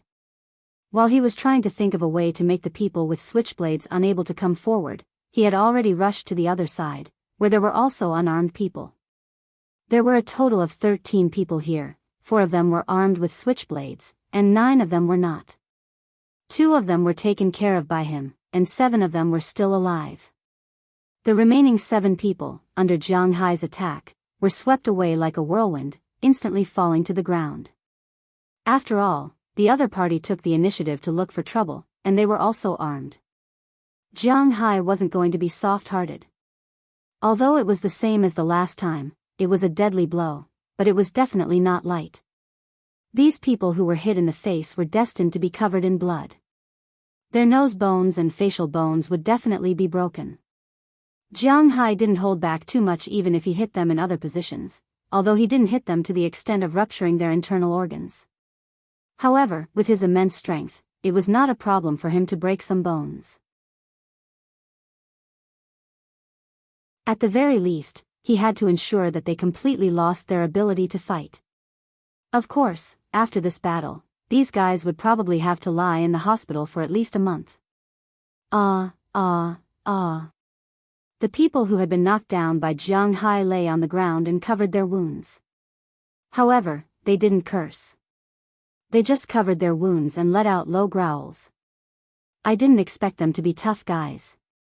Looking at these people, Jianghu tidied up his clothes and said softly. At this time, the people who were first thrown by Jianghu, the 4 people who had weapons in their hands, also got up. It was so lively just now, but in fact, Jianghu only took about 10 seconds to deal with these people. After all, Jianghu's speed was not ordinary. When he dealt with these people, the people on the other side had just gotten up. This time, only facing these 4 guys, Jianghu felt a lot more confident in his heart. However, the weapons in their hands would always be a little troublesome, so he rushed over first and kicked away the switchblade in a guy's hand. At the same time, he stepped on the wrist of a person who hadn't gotten up yet. The huge force instantly broke the bones of this person's hand. This time, not to mention the switchblade, he couldn't pick up anything else. But even if his wrist was broken, this person just trembled and opened his mouth wide, but he didn't make a scream. Looking at this scene, Jianghu felt a little creepy. But at this time, it was not the time to care about these things. He turned around and gave the tough guy under his foot a kick. The tough guy slid back with the help of the ice and blocked the way of a person. He then stuck to the person who was stabbing at him with a switchblade. It could be seen that this guy really wanted to fight to the death with Jianghu. Generally speaking, if one didn't want to die in a street scuffle, it was more of a scaring effect than a weapon. Even if there was an accidental cut, it would only be a bloody wound on the body. It was an external injury. Unless there was excessive blood loss, it was easy to treat. However, this guy really wanted to kill Jianghu because his action was to stab. As long as this knife pierced into the body, whether it hurt the heart, liver, spleen, lungs, or kidney, it would be fatal. Even if it only cut the intestines, it would still be fatal. It could be seen that this person didn't think too much at this time. Since they were playing around and trying to kill, Jianghu wouldn't be polite. Well, in fact, Jianghu was the one who dug out the eyeballs first. But humans always like to blame others. Jianghu was also a human, so naturally, he was also like this. Looking at the dagger coming at him, Jianghu's body dodged. At the same time, his right hand stretched out like lightning and grabbed the person's wrist. Then, he used brute force. The huge force directly twisted the man's arm like a fried dough twist. Jianghu used force and directly sent the dagger back into the man's body. The moment the switchblade entered the man's flesh, the man's eyes instantly widened. He looked at Jianghu with a face of disbelief. Then, he used his other hand to cover his wound. His whole body trembled as he knelt down, but he still didn't scream. Seeing the man fall, Jianghu glanced at the blood on his hand. Originally, he thought that the man would be very scared and even run away. But his consciousness didn't feel this way. Instead, he calmly shook the blood on his hand. Although this was the first time he fought so fiercely, he didn't seem to be disgusted by it. It seemed like he didn't feel anything when he killed someone because of this. This made Jianghu's brows wrinkle. This kind of feeling made his liver tremble. His future path was to become a homicidal maniac. If this was the case, then it was really not good. But fortunately, he knew that even if he had such thoughts, it wasn't the time to think about it now. After all, he was still in the middle of a battle. On the nearby wall, Jianghu wiped the blood on his hand. Then, he looked at the last person who was still standing. He was also the last person holding a weapon. At this time, the sky was gradually getting dark, but his vision was still not affected. This person saw that his 12 companions were all lying down in a flash. He was also trembling in fear. The knife in his hand clearly couldn't provide him any sense of security. His whole body was trembling like a sieve. His eyes were full of fear. He clearly didn't exercise much, but the sweat on his forehead had already gathered into a stream. His face, which was already very dirty, was now even dirtier. "You're the only one left. Why aren't you coming up?" Raising his head, Jianghu looked at him casually and asked faintly. Hearing Jianghu's words, the man looked around in horror. In fact, if there was space now, he would have run away. But unfortunately, at this time, the door here was tightly shut, and the wall behind him was also sealed. He really didn't know what to do. He didn't want to be beaten, but now it seemed that it was impossible not to be beaten. "Catch him, catch him, catch him, catch him."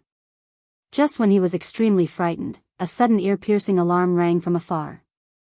Then, under the lead of an F-650, 2 police cars quickly arrived in front of the alley. As the 3 cars stopped, 4 police officers and Shendi Clive jumped out of the cars and ran into the small alley. Seeing the police arrive, the person here didn't say anything. He directly threw the knife in his hand far away, then habitually squatted down with his hands on his head. Seeing his shameless behavior, Jianghu couldn't help but raise his eyebrows. How proactive. The person inside, squat down and put your hands on your head. But soon, Jianghu knew that it was not a good thing to not take the initiative at this time, because the 4 police officers had also walked into the small alley at this time. When they saw the people on the ground with their faces full of blood, broken arms, and confused, they had already pulled out their guns and shouted at Jianghu, who was still standing in the small alley with a righteous face. "Is there a mistake? I'm the victim." Hearing the words of these police officers, Jianghu said to them with some dissatisfaction. "I'll say it again, put your hands on your head, squat down, now, right now." However, the police officers obviously didn't give Jianghu a chance to explain and directly said loudly. Looking at the black muzzles in front of him, Jianghu's heart flashed with a trace of dissatisfaction. It was the first time that someone pointed a gun at him directly, but he knew that this was not the time to test whether his body could withstand a bullet, so he still held his head and squatted down.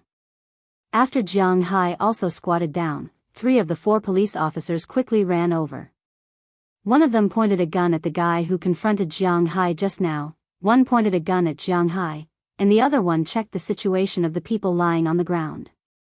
The last police officer who didn't come over was contacting the ambulance while looking at SH-20 Clive at the same time.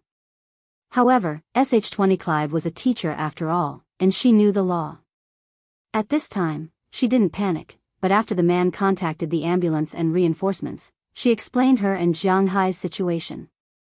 After learning that Jiang Hai was indeed the victim, the police came over and said a few words to the police officer who pointed a gun at Jiang Hai. Then the police officer put away the gun in his hand.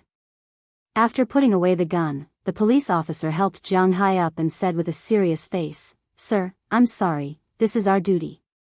Please come back to the police station with us later, we need to record your statement."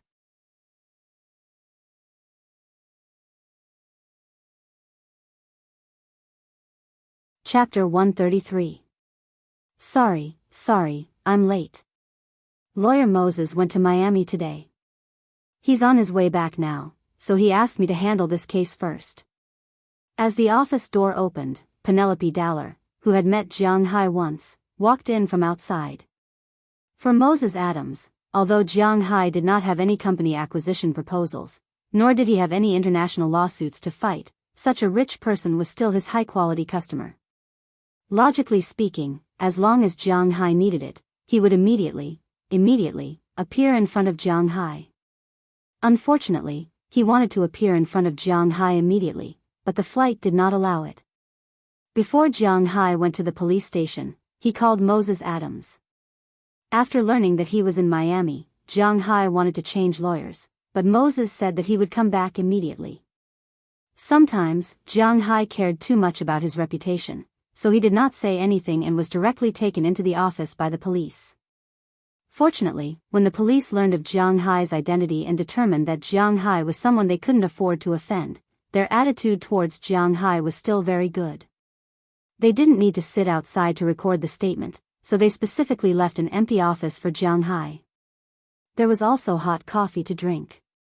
Although the coffee was instant, in this cold weather, having a cup of hot coffee could make people feel a little better. After asking about what happened today, the police went out to deal with it. As for Jiang Hai and Sh20 Clive, they temporarily stayed there. The two of them needed to be completely sure that this matter had nothing to do with Jiang Hai before they could leave. The two of them were bored, so they just sat there and watched the NBA on the TV in the office. Fortunately, although Sh20 Clive was not a fan, he still had some understanding of this thing. The two of them talked and laughed, and they had a good time. Meanwhile, at Jiang Hai's home, Jiang Hai had already asked Mrs. Philemon to go to his house to prepare dinner. After learning that Sh20 Clive's father was a French chef, he did not need to show off. He just needed to make these things taste the same. No matter how gorgeous they were, they could not be more gorgeous than French food, right? When Penelope came in, Jiang Hai and Sh20 Clive were talking about the Celtics' hopes for this year's playoffs. When she came in, the two of them were really shocked, but after greeting them, Penelope got to the point. "It's nothing. This is not a big case. Maybe I was too harsh." When he heard Penelope's words, Jiang Hai smiled and touched the tip of his nose. To be honest, Jiang Hai also felt a little awkward when he saw Penelope. After all, she was not an ordinary lawyer. Even if she did not have a good relationship with her father was still Jiang Hai's subordinate. Therefore, when he saw this familiar face, it was difficult for him to order her around like he did Moses Adams. "It's good that you're fine. I'll go and understand the situation first." Because she had come in a hurry, she had only received the facts that Moses Adams had told her on the way there. She was not very clear about the specific situation, so she had to go and understand it now. Jiang Hai did not care about this. He gestured for Penelope to go ahead, and then Penelope left. Jiang Hai and Sh20 Clive continued to sit there and watch TV. When the night's game was about to end, the policeman who had brought them in came in with Penelope. However, Penelope's eyes were a little red, which made Jiang Hai a little puzzled. "Mr. Jiang Hai, we have understood your situation. You can leave now."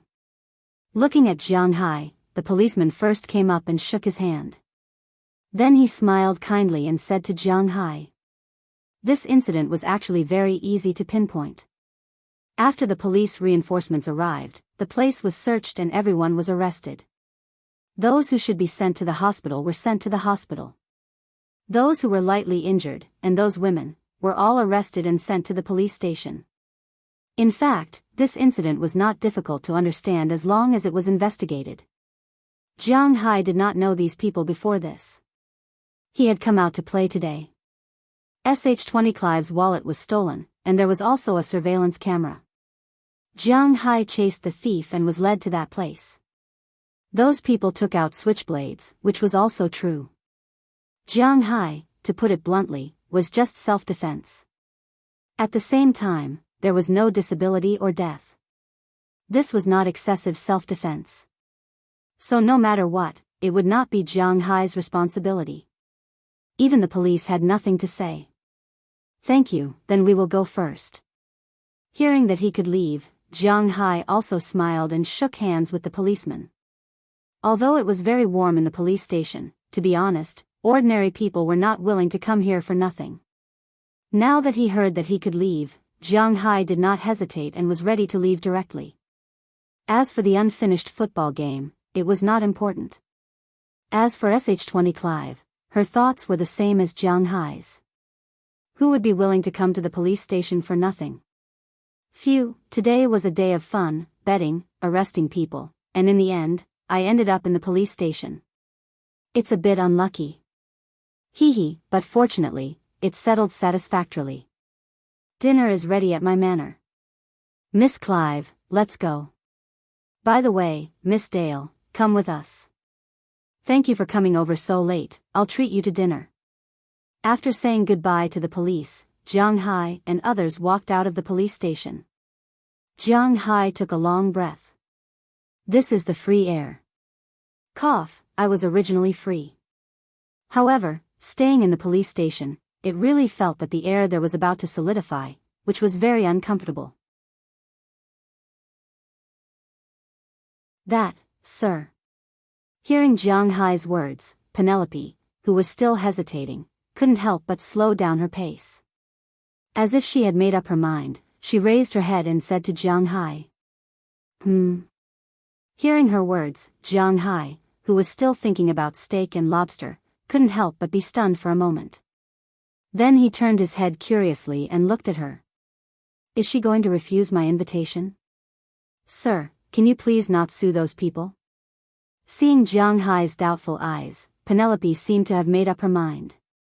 She looked into Jianghu's eyes and said word by word. What, do you mean? As a lawyer, the last thing they can't have is their own heart. They exist to serve their clients.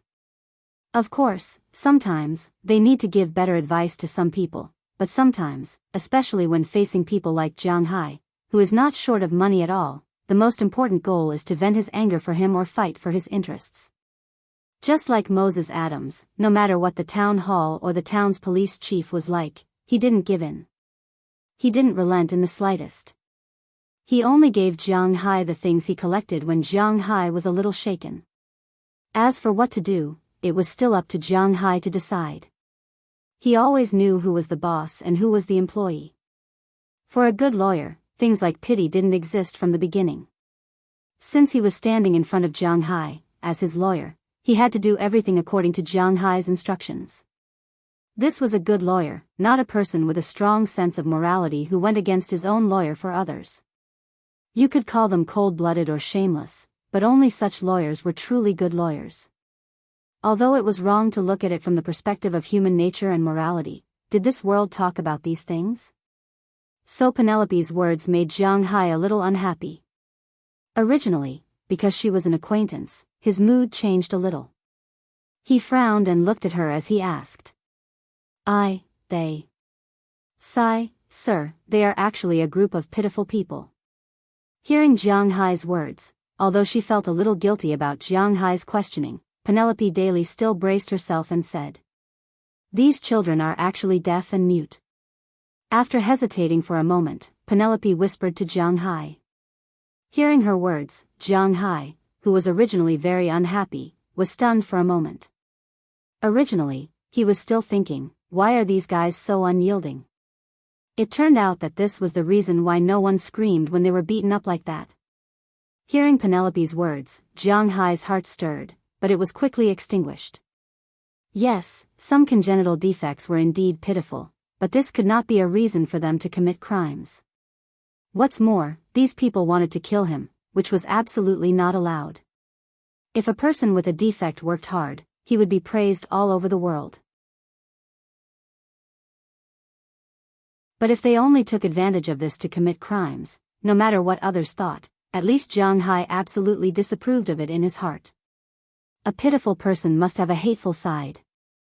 At the very least, before fully understanding the course of events, one should not jump to conclusions. Not to mention, in such an incident, Jianghu appeared as a victim. This can't be a reason for them to commit crimes. Jianghu had always been like this. So after listening to Penelope's words, Jianghu said stiffly. After hearing Jianghu's words, Penelope's face became a little ugly.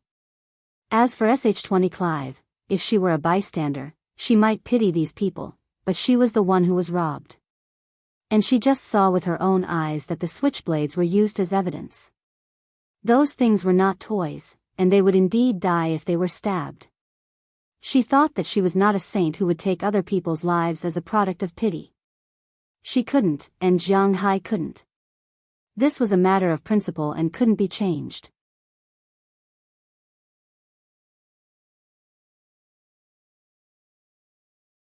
Chapter 134. Are you really going to sue them? Sitting in the passenger seat of the pickup truck, Shendi Clive hesitated and said to Jianghu.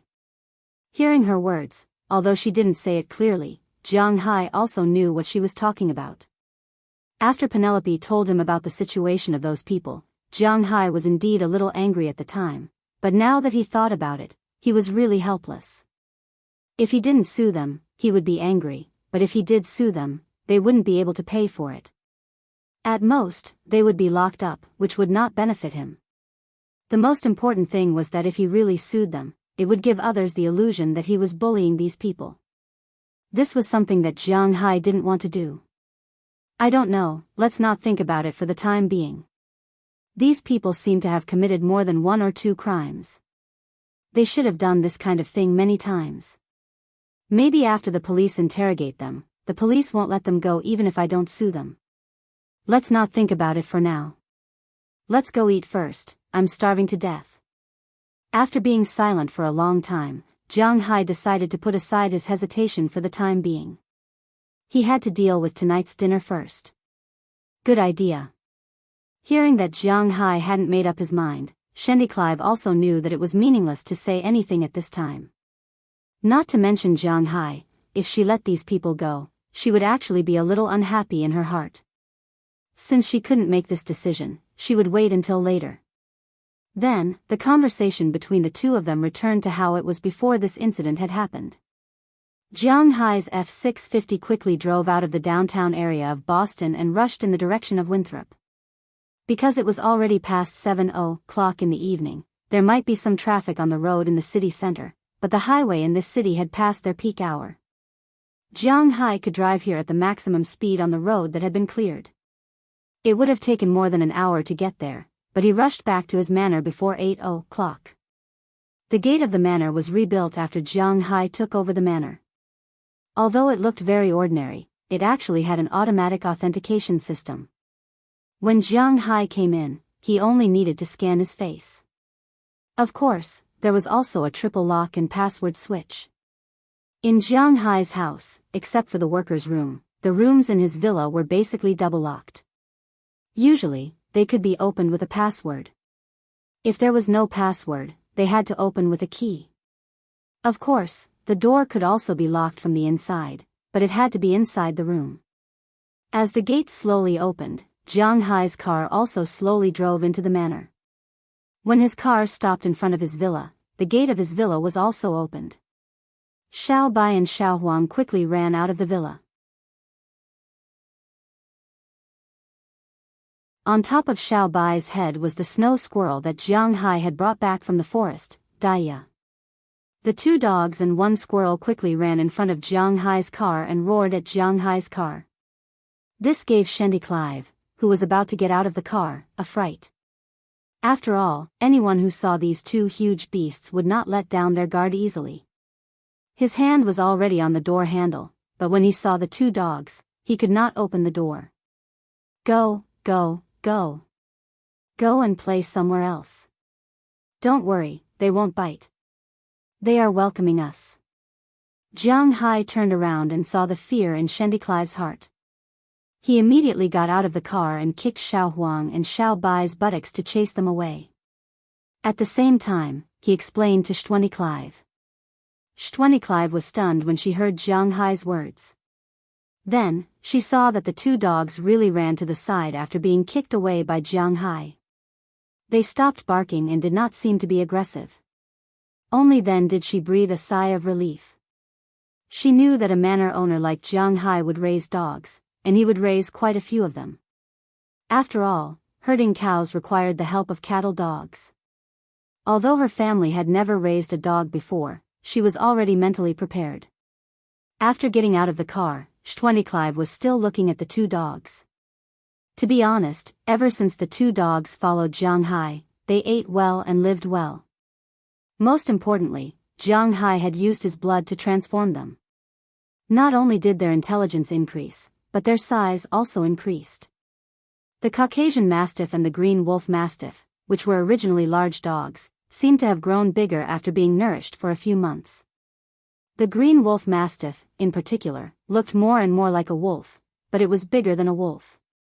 Even if it was compared to the largest North American gray wolf on Earth, it was still bigger than the North American gray wolf. Its claws and fangs could not be seen normally, but when it stood up, it was indeed a little scary. As for the Caucasian Xiao Bai, it was more than half a size bigger than the Green Wolf Mastiff. Although it was not as fierce, at least in terms of weight and size, the current Xiao Bai was more intimidating than Xiao Huang. Their fur was glossy and soft, and there was no strange smell on their bodies. If someone who knew dogs was here, they would realize that these two dogs were really good dogs. Even their front teeth had changed a lot over the past few days. Not only had they grown bigger, but their fur had also become much softer. Jianghu was a little worried. It was still a squirrel, but if it continued to grow, it would become a mink. Speaking of which, it was the smartest of the three little guys. As soon as it saw Shendi Clive get out of the car, it rolled its eyes and jumped down from Xiao Bai's head. Then it quickly climbed up Shendi Clive's foot and rubbed against her palm. Wow, little cutie, what's its name? Sure enough, women's resistance to cute things wasn't high. Under the attack of the front teeth, Shendi Clive said with a face full of surprise. It's called front teeth. Okay, let's go in first. Seeing that Shendi Clive's eyes lit up when she saw the front teeth, Jianghu couldn't help but smile and shake his head. This guy's IQ developed really quickly. He was already trying to please the people around him. Okay. Hearing Jianghu's words, Xiao Bai and Xiao Huang stood up first and led the two into the villa. As soon as they entered the villa, a hot wind blew in their faces. Jianghu and Sandy couldn't help but take a deep breath. Although it was very warm in the car, it was because of the air conditioner. When the air conditioner was turned on, there was no way to open the windows. Fortunately, Jianghu didn't smoke, so the air in the car was passable, but it was definitely not good. When they got out of the car, although the air was good, it was too cold. This time, when they entered the house, the air was good and warm. Jianghu was a northerner. Northerners were actually more afraid of the cold than southerners because there was no heating in the south. In winter, the southerners were still fine because the temperature was more than 10 degrees, but the people in the Central Plains and Sichuan were much worse. The temperature outside was 2 or 3 degrees, and the temperature inside the house was also 2 or 3 degrees. It was really unbearable. Although Boston belonged to the northern region in terms of latitude and longitude, because it was close to the Atlantic Ocean, it was considered an oceanic climate. Therefore, the temperature here in winter wasn't particularly cold. Ordinary people, in order to save some air, would turn on the heater in winter and let the temperature reach about 10 degrees to get through the winter. This was also the reason why in many American movies, the actors had to wear sweaters and woolen clothes in the house. Of course, there were also environmental protection organizations that said that this was to save energy and reduce emissions, but Jianghu didn't know the specifics.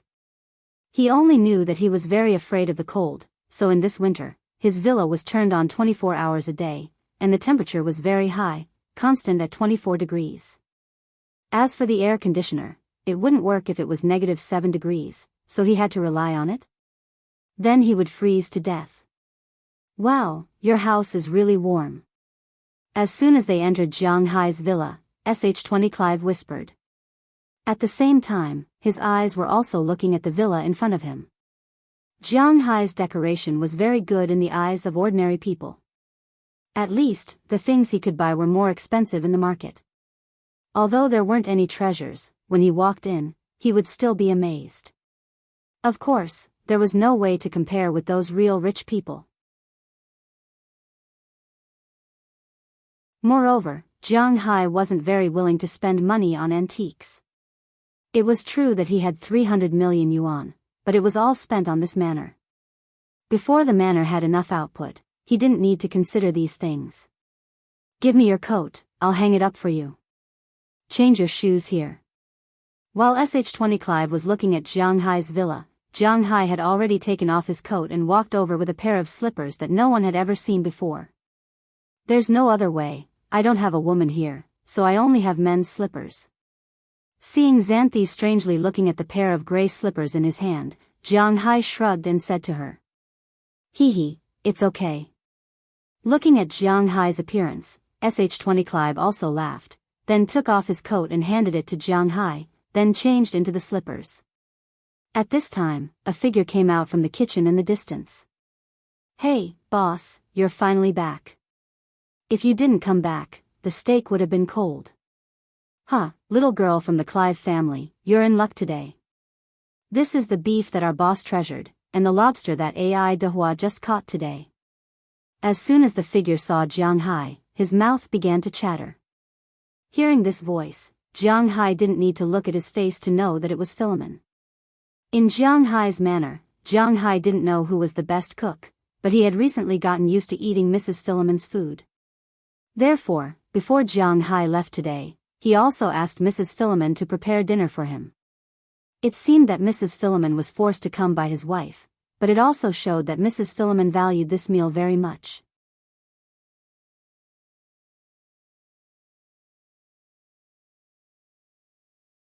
Chapter 135. This is steak. Take your time, there's plenty more. When Jianghai and Sh20 Clive arrived at the dining room, they imagined that there would be red wine, candles, whips, and so on. Cough, it seemed like there was something strange mixed in. But we can ignore it for the time being, because there was no such thing. Everything was still the same as before, but there was a new white tablecloth on the table. The more Jianghai looked at it, the more he felt that it was similar to a curtain in the villa. But before he could confirm it, Philip and Mrs. Philip had already served dinner. Eating in Jianghai's home was destined to be a place that wasn't particular about food. There weren't any particular people here, whether it was cowboys or fishermen, they all came and went roughly, so the things they cooked were also rough. There were a total of 4 large plates and a pot. Inside the pot was a cheddar soup, the most famous soup in Boston. Among the 4 large plates, there was a huge lobster on one of them. It seemed that this was Robin's harvest today. Jianghai looked at the lobster. It was about 16 or 17 pounds. Although it was not the king of lobsters, it was definitely one of the biggest lobsters.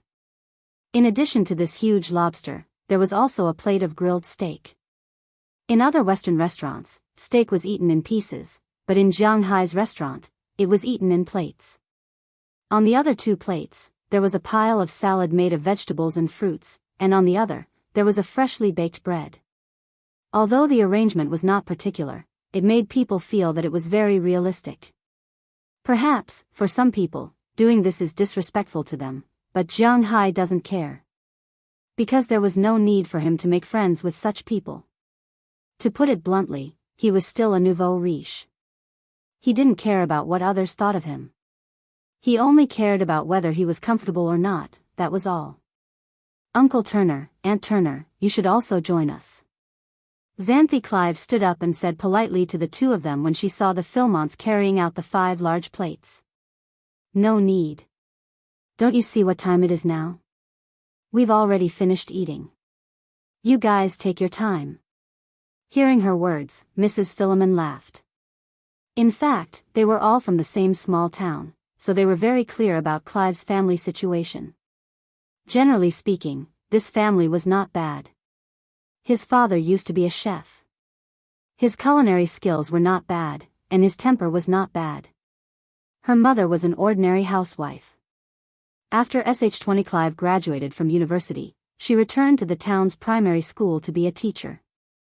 In fact, she could have found a better job, but she still returned to her hometown, Winthrop. Therefore, the people in the small town had a good impression of this family because of their work at Shite Clive. Seeing that their boss had brought this girl back, they felt that there might be something going on between the two of them. If Jianghu knew what they were thinking, he would probably be stunned for a moment, because it seemed that, probably, he had no intention of pursuing Xanthi Clive. Well, it didn't count when he was sleeping, at least he didn't have such intentions when he was conscious. Okay then, be careful when you go back. Seeing that the Philemons decided not to stay and be a third wheel, Cindy Clive smiled and sent the two of them back. This made Jianghu, who originally wanted to eat immediately after coming back, feel too embarrassed to use his knife and fork. Instead, he followed Cindy Clive and sent the two of them out of the house before returning to the dining room. Let's start eating now. Looking at the food on the table, Jianghu rubbed his mouth, licked his lips subconsciously, and said seriously. Seeing his appearance, Xanthi Clive couldn't help but chuckle. She felt more and more that Jianghu was very interesting. Then she took the initiative to sit opposite Jianghu, picked up a piece of steak, and put it on Jianghu's plate. Jianghu, who originally wanted to directly eat, couldn't help but stare blankly. Then he picked the largest piece of steak and put it on Xanthi Clive's plate. Seeing Jianghu's choice, Xanthi Clive couldn't help but laugh and roll her eyes. What are you looking at? Eat. Unfortunately, this flirtatious supercilious look was like playing the lute to a cow in front of Jianghu. When Jianghu saw that she was only looking at him without eating, he said directly to her. Hearing Jianghu's words, Xanthi Clive also smiled. She picked up her knife and fork and cut a piece of steak that looked a little cold. In fact, as a woman, a beautiful woman, she didn't eat much. To be honest, the three most important things about food were its color, aroma, and taste. First of all, there was no need to consider the color of the steak made by Mrs. Phillip. Because Jianghu only ate fully cooked steak, this piece of steak was almost like a piece of charred meat. There was no beauty in it at all. Second, the aroma. Because it was a little cold, it didn't smell very fragrant. Last but not least, the taste. Although Sh20 Clive hadn't tasted it, she felt that if the color and aroma of the steak weren't the best, the taste wouldn't be too good either. Although Jianghu was a rich man and had 20,000 cows, Sh20 Clive didn't raise any cows at home. However, she knew very well that it wasn't easy for a cow to raise premium grade A beef.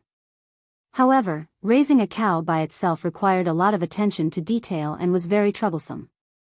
After all, Sh20 Clive had worked in a Western restaurant before. Therefore, she had more or less attended ranchers who specialized in raising premium grade A beef. Basically, to raise such a cow, the number of cowboys and not the size of the pasture was determined. A cowboy who worked more than 10 hours a day could at most raise 3 such cows. That way, the meat of the cow would have a perfect marbling pattern. Otherwise, why would a pound of usable beef be sold for $3, while this cow was sold for $300? That was why it was expensive. However, Jianghu obviously wasn't like that. Therefore, she guessed that Jianghu's so-called marbling pattern cow was either a bluff from Luo Binci and the others, or he himself didn't know much about it. Regarding this, she wasn't very familiar with Jianghu yet, so it wasn't easy for her to say. But in any case, Jianghu's hospitality to her was a kind gesture. Moreover, he also said that the beef had a marbled pattern, so it was estimated that there was a premium grade. This kind of beef was not cheap. At least, as a teacher in a small town, even if she wanted to eat it every day, she still couldn't afford it, so she was prepared to try it. When her fork touched Jiang Hai's steak, the moment the knife gently cut it open, she couldn't help but feel surprised. Because the feeling of the steak being cut open was very strange. This feeling was really similar to the feeling she had when she secretly ate her father's steak in that French restaurant.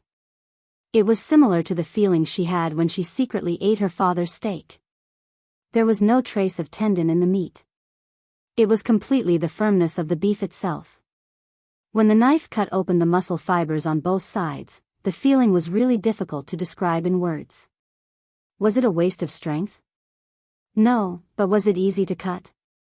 It didn't seem to be. Just as she was feeling a little strange, the knife had already cut off the small piece of beef. She subconsciously put it into her mouth with a fork.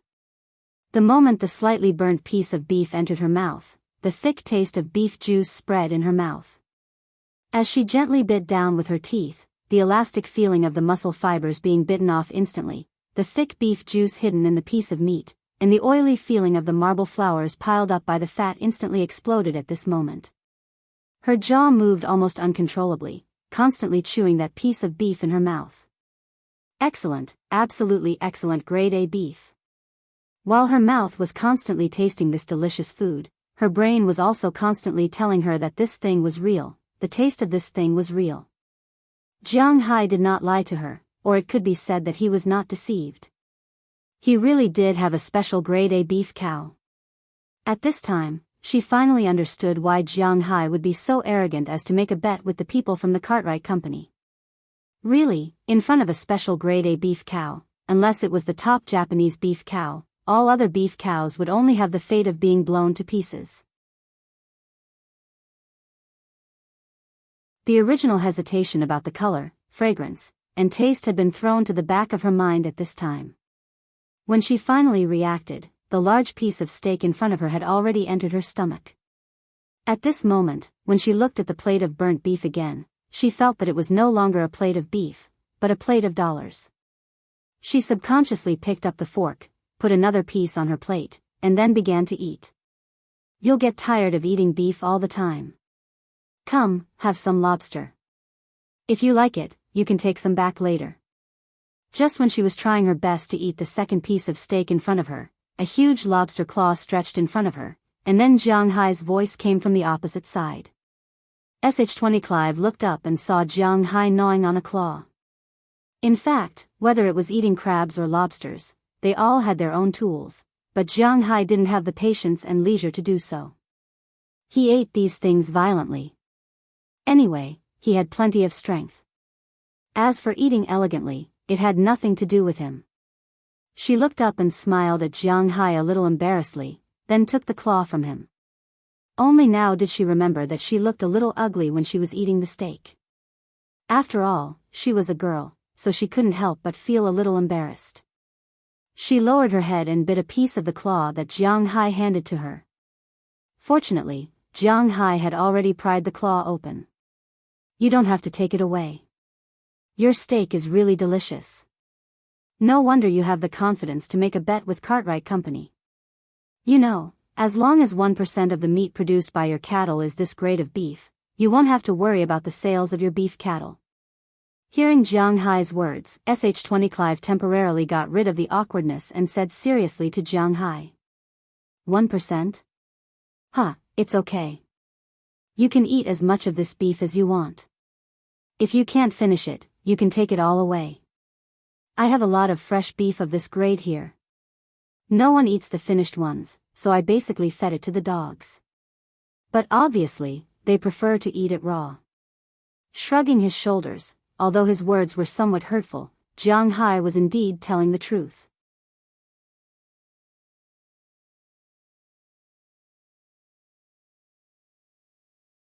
Chapter 137. Let's do it here, good night. The F-650 roared as it stopped in front of a house in Winthrop Town. Sh-20 Clive jumped out of the car. Naturally, this time, Jiang Hai also jumped out of the car. Looking at the beautiful girl carrying 2 bags of beef, Jiang Hai couldn't help but hesitate. But Sandy was much more straightforward. Oh, okay, if you want to eat beef or fish, you can come to my place, I have enough. Hearing Sandy's words, Jiang Hai chuckled and said to her. Hearing Jiang Hai's words, Sandy smiled even more happily. She now couldn't understand Jiang Hai, this big boy. Speaking of which, Jiang Hai's age should be about the same as hers, but his shy personality didn't seem like a 27-year-old adult. If SH20 Clive didn't see his appearance, she would even think that he was just a 17-year-old young man. Sometimes, his thoughts and actions didn't seem like an adult's actions. Jiang Hai could swear that he was indeed an adult, but in terms of mentality, he was indeed a little immature. But there was no other way. In fact, in China, nearly 70% of people as old as Jiang Hai didn't match their age. They were a lot younger. They didn't know how to take care of others when they went out, and they had some unrealistic dreams. They didn't calculate how much money they spent, and they did things based more on hot-bloodedness, etc. Those who had such characteristics could be said to be people who hadn't grown up. Originally, Jiang Hai should have had an opportunity to become stronger, and that was his parents' death. At that time, if he was alone, maybe he would have become more mature, but the appearance of his wife made him fall into a fantasy. But now, although the fantasy was shattered, it wasn't easy for his character to become more mature. If he wanted to become more mature, he had to take a blow. But in the current situation, what blow could he take? He didn't play with investment and financial management, he only played with business. He didn't have any rich friends. Were you sure he would be afraid of fighting and kidnapping? A person like him who couldn't even jump badges and stayed at home all day long, how could he take a blow? But this kind of character was a good character for others. For example, SH20 Clive. For her, it was good to make friends with such a person. First of all, Jiang Hai wouldn't cheat her, right? As for the future, she would think about it. At least for now, she didn't think that she would have any development with Jiang Hai. After all, from the first time they met until now, they had only met 4 times. Even if the United States was a more open country, it wouldn't be so fast. Well, then I'll go first. Hearing Jiang Hai's promise, SH20 Clive chuckled, then waved to Jiang Hai, turned around, and walked into the villa behind her. But as soon as she entered the door, she found that in the living room, 3 pairs of eyes were looking at her. Feeling such gazes, SH20 Clive waved her hand a little awkwardly. You guys haven't slept yet. Looking at the 3 people in front of her, SH20 Clive broke the silence first. I'll take the things to the kitchen first, you guys talk first. Hearing his daughter's words, SH20 Clive's father, old Clive, stood up first. It wasn't appropriate for him to say this kind of thing.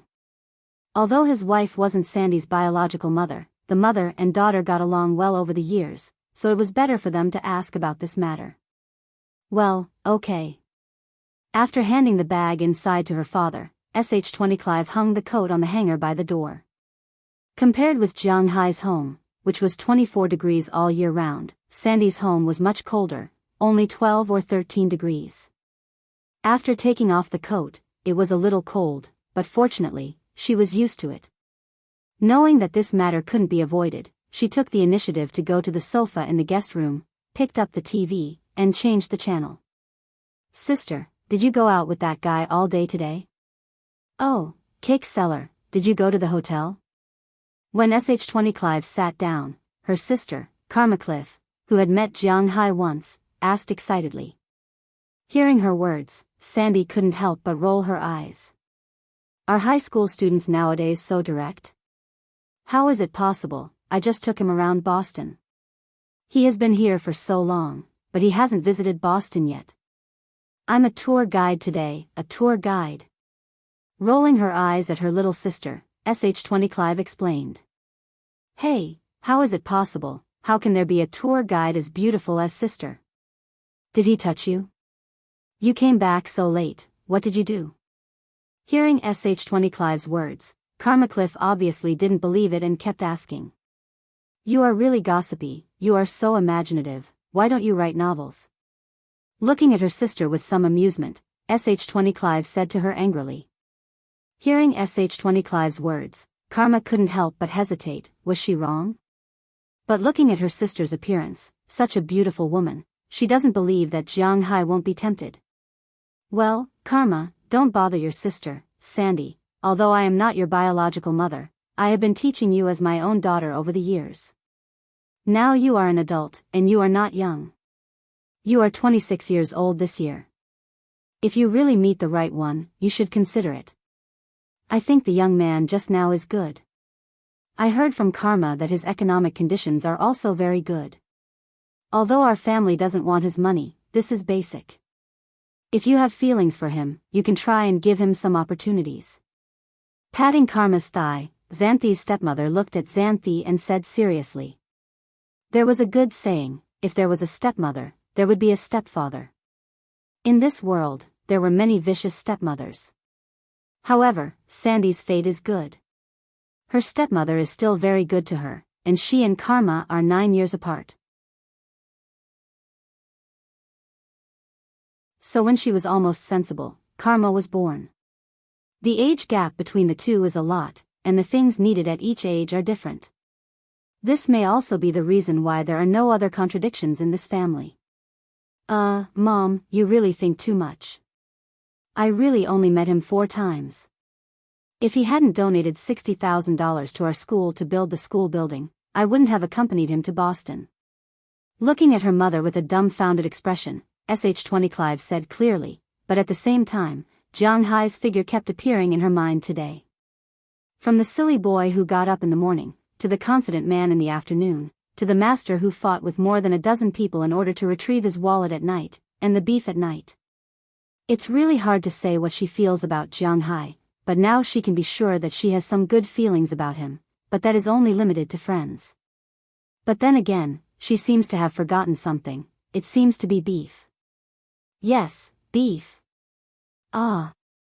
Just as she was recalling what happened today, a scream came from the kitchen in the distance.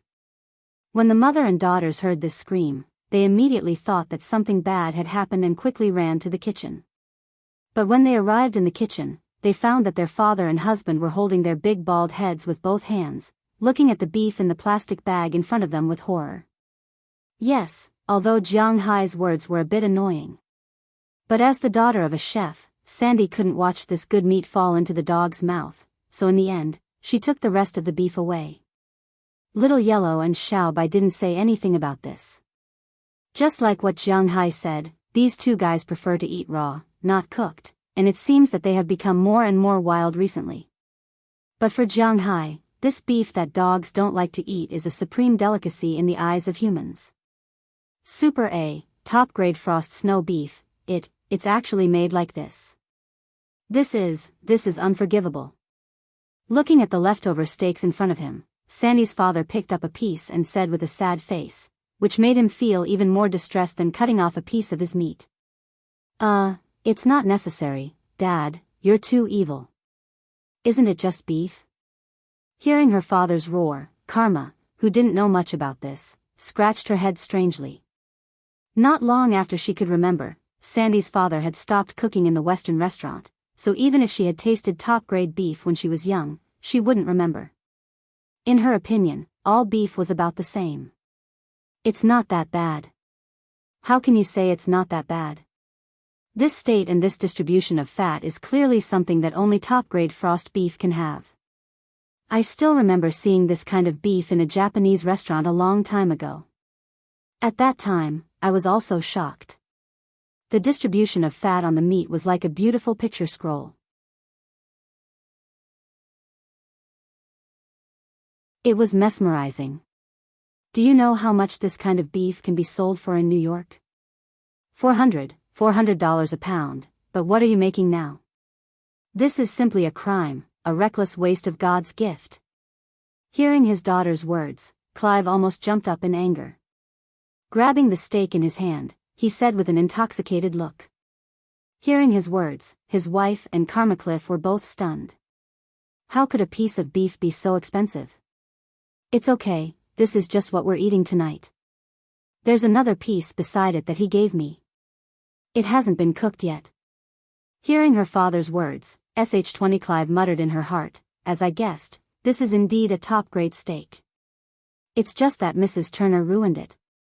Thinking of this, she immediately told her father that she had brought a piece of raw steak.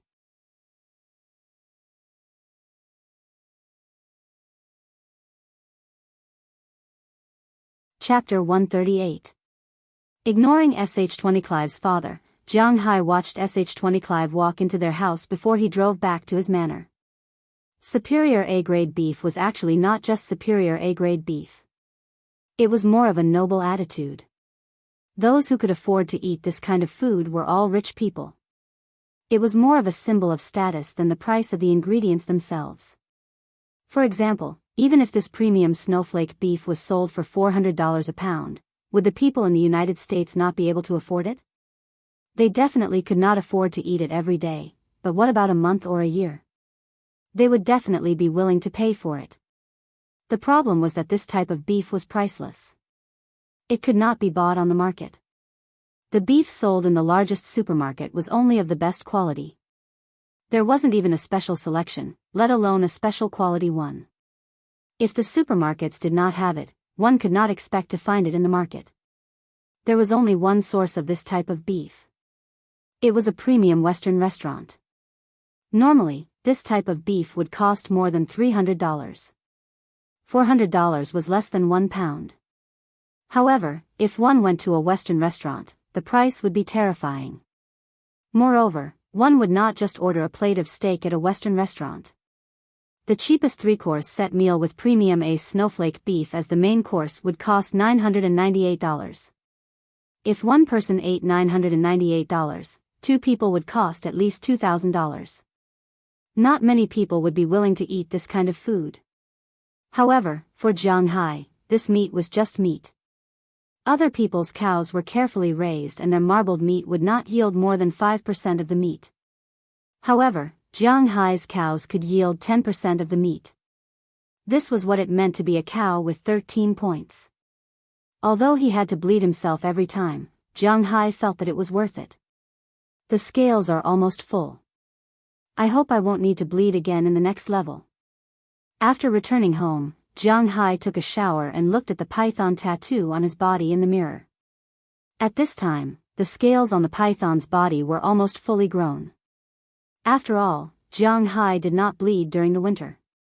8 scales were growing every day, so the scales on his python were almost fully grown.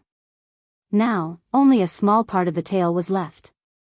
He did not know what would happen after the evolution, but Jianghu was still looking forward to it.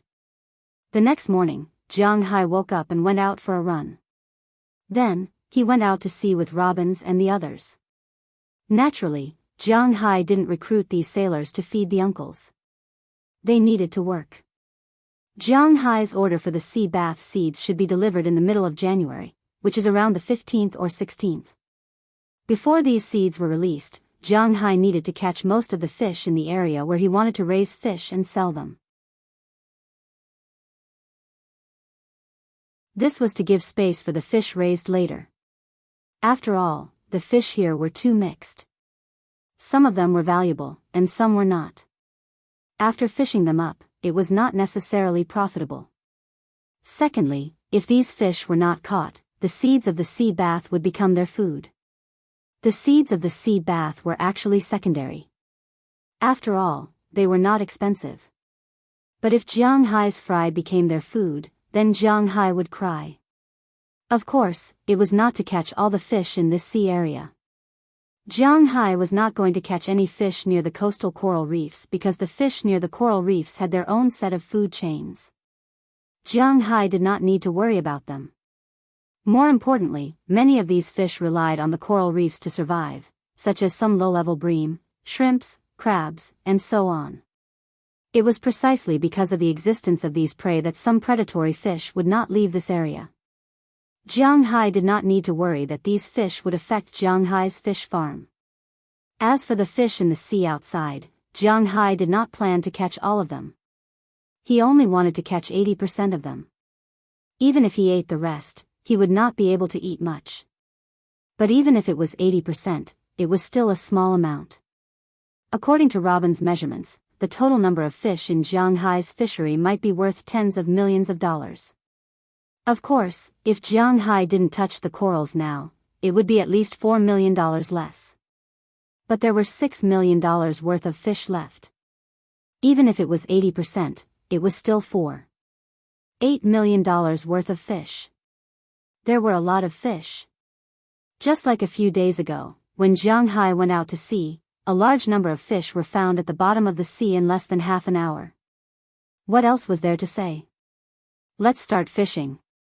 With a new helper, Philip didn't need to come and cause trouble. These old fishermen were much faster than Jianghai and Philip. In less than half an hour, they had already finished sorting the fish that weighed several tons. The only thing Jianghai needed to do as the boss was to count the kilograms of high-quality fish, ordinary fish, and things like shrimps and crabs. However, some of these shrimps and crabs would not be sold, because Jianghai liked to eat them. Perhaps some people would say that this was not good. They would have to be sold. Wasn't Jianghai in need of money now? Every penny should be split into two halves. However, the so-called lack of money was just that. At the very least, Jianghai would not mistreat himself in terms of living. Besides, he believed that his money would come back sooner or later. As long as he paid the first year's taxes, Jianghai believed that his cow would give him a satisfactory answer for the second year's taxes. Today, the fishing boat went out for a spin. In half a day, the 4 warehouses of the fishing boat were filled with fish. Jianghai was forced to go to the fisherman's place. The 4 warehouses of fish earned Jianghai $60,000. In the afternoon, he went to fish a few more nets. Before the market closed at night, Jianghai's 4 cabins were full again, and he sold them for another $65,000. His daily income was $125,000. After deducting the cost of diesel and lunch, Jianghai's net income was about $100,000. Of course, the fish were originally his, but he had to give them a bonus. After all, this was Jianghai's first time working with these sailors, so he gave them a generous bonus. He gave them a bonus of $10,000, which was equivalent to 10% of the net income. Divided equally among the 5 fishermen, each of them received $2,000. The fishermen were overjoyed. Not only were Eleanor Lucy and Andrew Christian so happy that their mouths were about to form a circle, but even Tommy Charles and Marlon Rupert were very happy. Although they were white, it was the first time they had seen a boss who gave out money so readily. At the same time, they had more confidence in Jianghai. When Jianghai's fishing boat returned to the port, the fishermen delivered some of the seafood that Jianghai deliberately left behind to Jianghai's home, and then dispersed. But just as these people left, while Jianghai was still dealing with these things, someone outside the door rang the doorbell. Jianghai went to take a look. It was none other than his chief lawyer, Moses Adams. "Mr. Jianghai, I brought the preliminary handling of last night's incident." Hearing Jianghai's voice, Moses Adams, who was standing outside the door, immediately said with a smile. He knew that these rich people had bad tempers. And it was unacceptable that their private lawyers were not there when they were in trouble. After all, they had to pay. So when Moses Adams learned that Jianghai was looking for him, he flew over overnight. After sleeping on the plane, he began to deal with and ask about the process of Jianghai's incident. Although it was a little thrilling, it was relatively clear. So today, he had already brought the preliminary handling opinions. Of course, whether to deal with it or not was up to Jianghai. After all, he was only a lawyer, not the client. He could not make any decisions for the client. "Come in." Although Jianghai was somewhat dissatisfied that this person was not there when he was in trouble yesterday, he still pressed the doorbell and let him in. Hearing Jianghai's words, Moses Adams couldn't help but let out a sigh of relief. Then he drove into Jianghai's manor. After parking the car, he walked into Jianghai's villa with a file bag. But as soon as he entered the villa, he smelled a fishy smell. Just as he was about to speak, he saw Xiao Bai and Xiao Huang flash out from the side in an instant, looking at him with a wary face. As long as he dared to take a step forward, the eyes of the two big dogs instantly changed from wary to threatening. And looking at their eyes, Moses Adams was sure that if he dared to take a step forward, they would pounce on him. Looking at the two dogs that were bigger than wolves, Moses Adams subconsciously swallowed a mouthful of saliva. "Mr. Jianghu, I'm here." After thinking about it, Moses Adams wisely chose not to move, but shouted into the villa. Hearing his shout, after about a minute or so, Jianghu walked out of the warehouse in the distance with his clothes on. When he saw him, Jianghu's face showed a hint of surprise. "You're here. Hey, these two guys won't let outsiders in before they get the order. Xiao Bai, Xiao Huang, go back to your nest." Looking at Moses Adams, Jianghu chuckled and said to him, then motioned to Xiao Bai and Xiao Huang to leave. After hearing Jianghu's words, Moses Adams couldn't help but flash a bitter smile. How could he not know that this was Jianghu's way of putting him in his place? Just now, the door was opened by Jianghu, and now Jianghu said that he didn't know he was here. How is that possible? This was Jianghu expressing his dissatisfaction that he didn't come immediately after he called him yesterday. It's understandable. If it were me, I would probably be very dissatisfied too. Boss, I don't want to explain too much, but I brought you a gift. Look. You're tuning into the Biyao's Wuxia Chronicles YouTube channel. Don't forget to subscribe and join us on this journey to catch the most captivating stories.